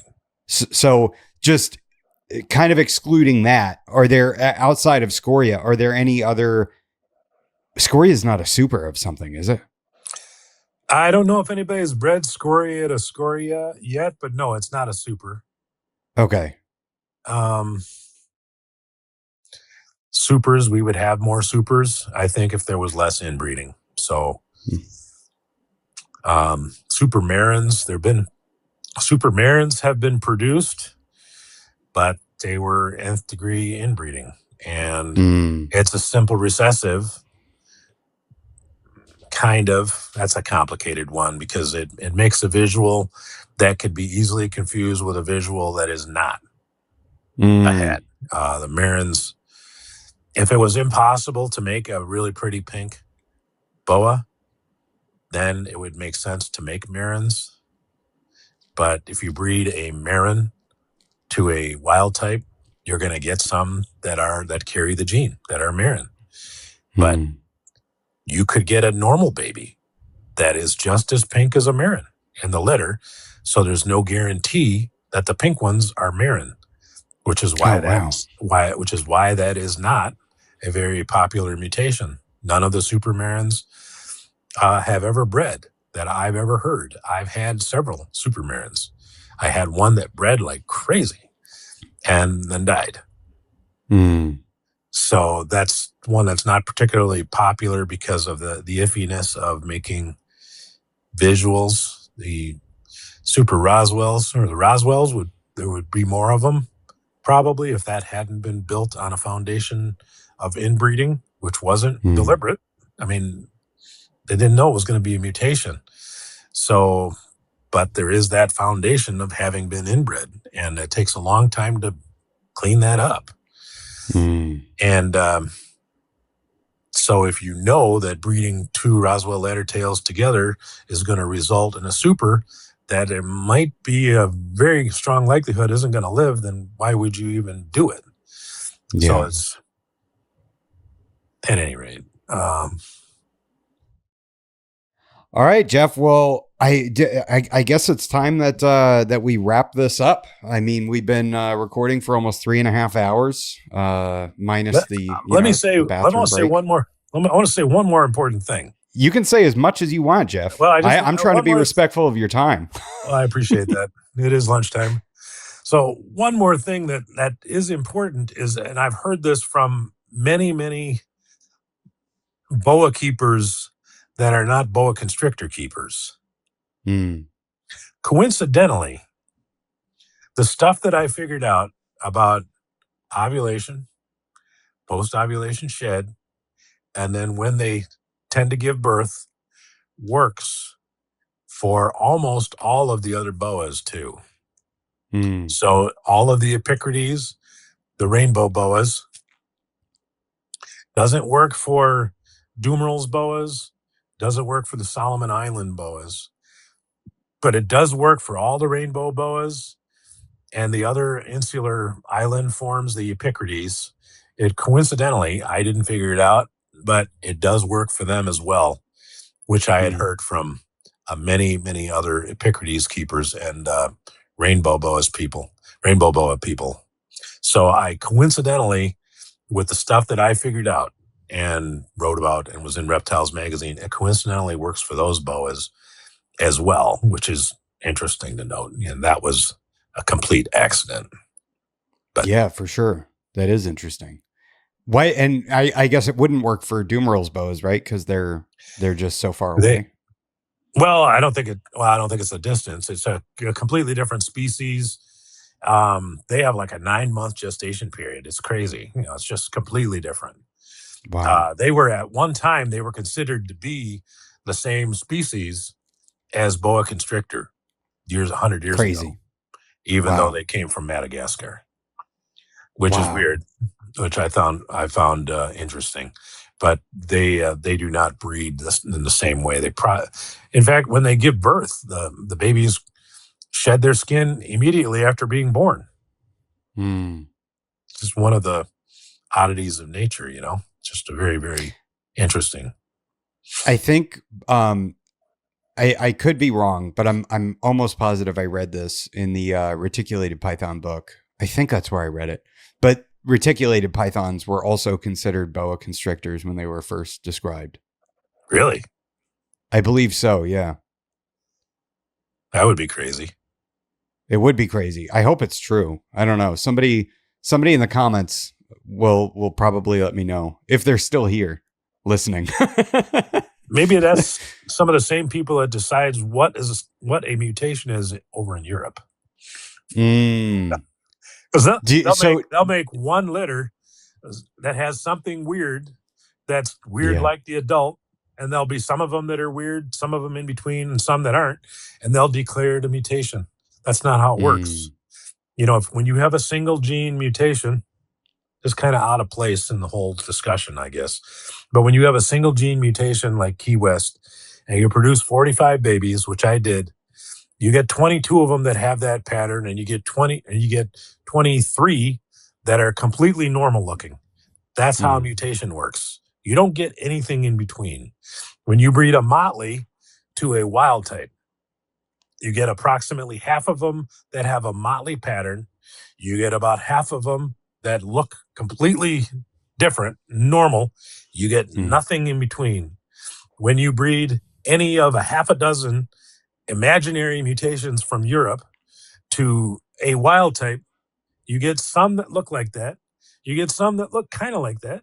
And you get some that look completely normal. That's what you call a polygenic trait, which is not a single gene mutation. Anyways, I ranted on that a little bit, and I don't, some of them are probably listed as mutations on Morph Market too, but they're just, they're just putting up for sale stuff that how people want to market it, and they have to defer to the people selling it that they're right. And they're not necessarily right. And most of your boa people with any number of years of experience know that, some of this stuff isn't really a mutation. It's a bloodline. Yeah. Well, I really appreciate you coming on. I know my buddy Sean Perry is going to listen to this. He's a huge fan of yours. He's told me numerous times that you are the man, and you have the receipts to back it up. And he tell has him I your appreciate issue. that. So you're going to have one view. Sean Perry is going to be the guy who's going to watch this.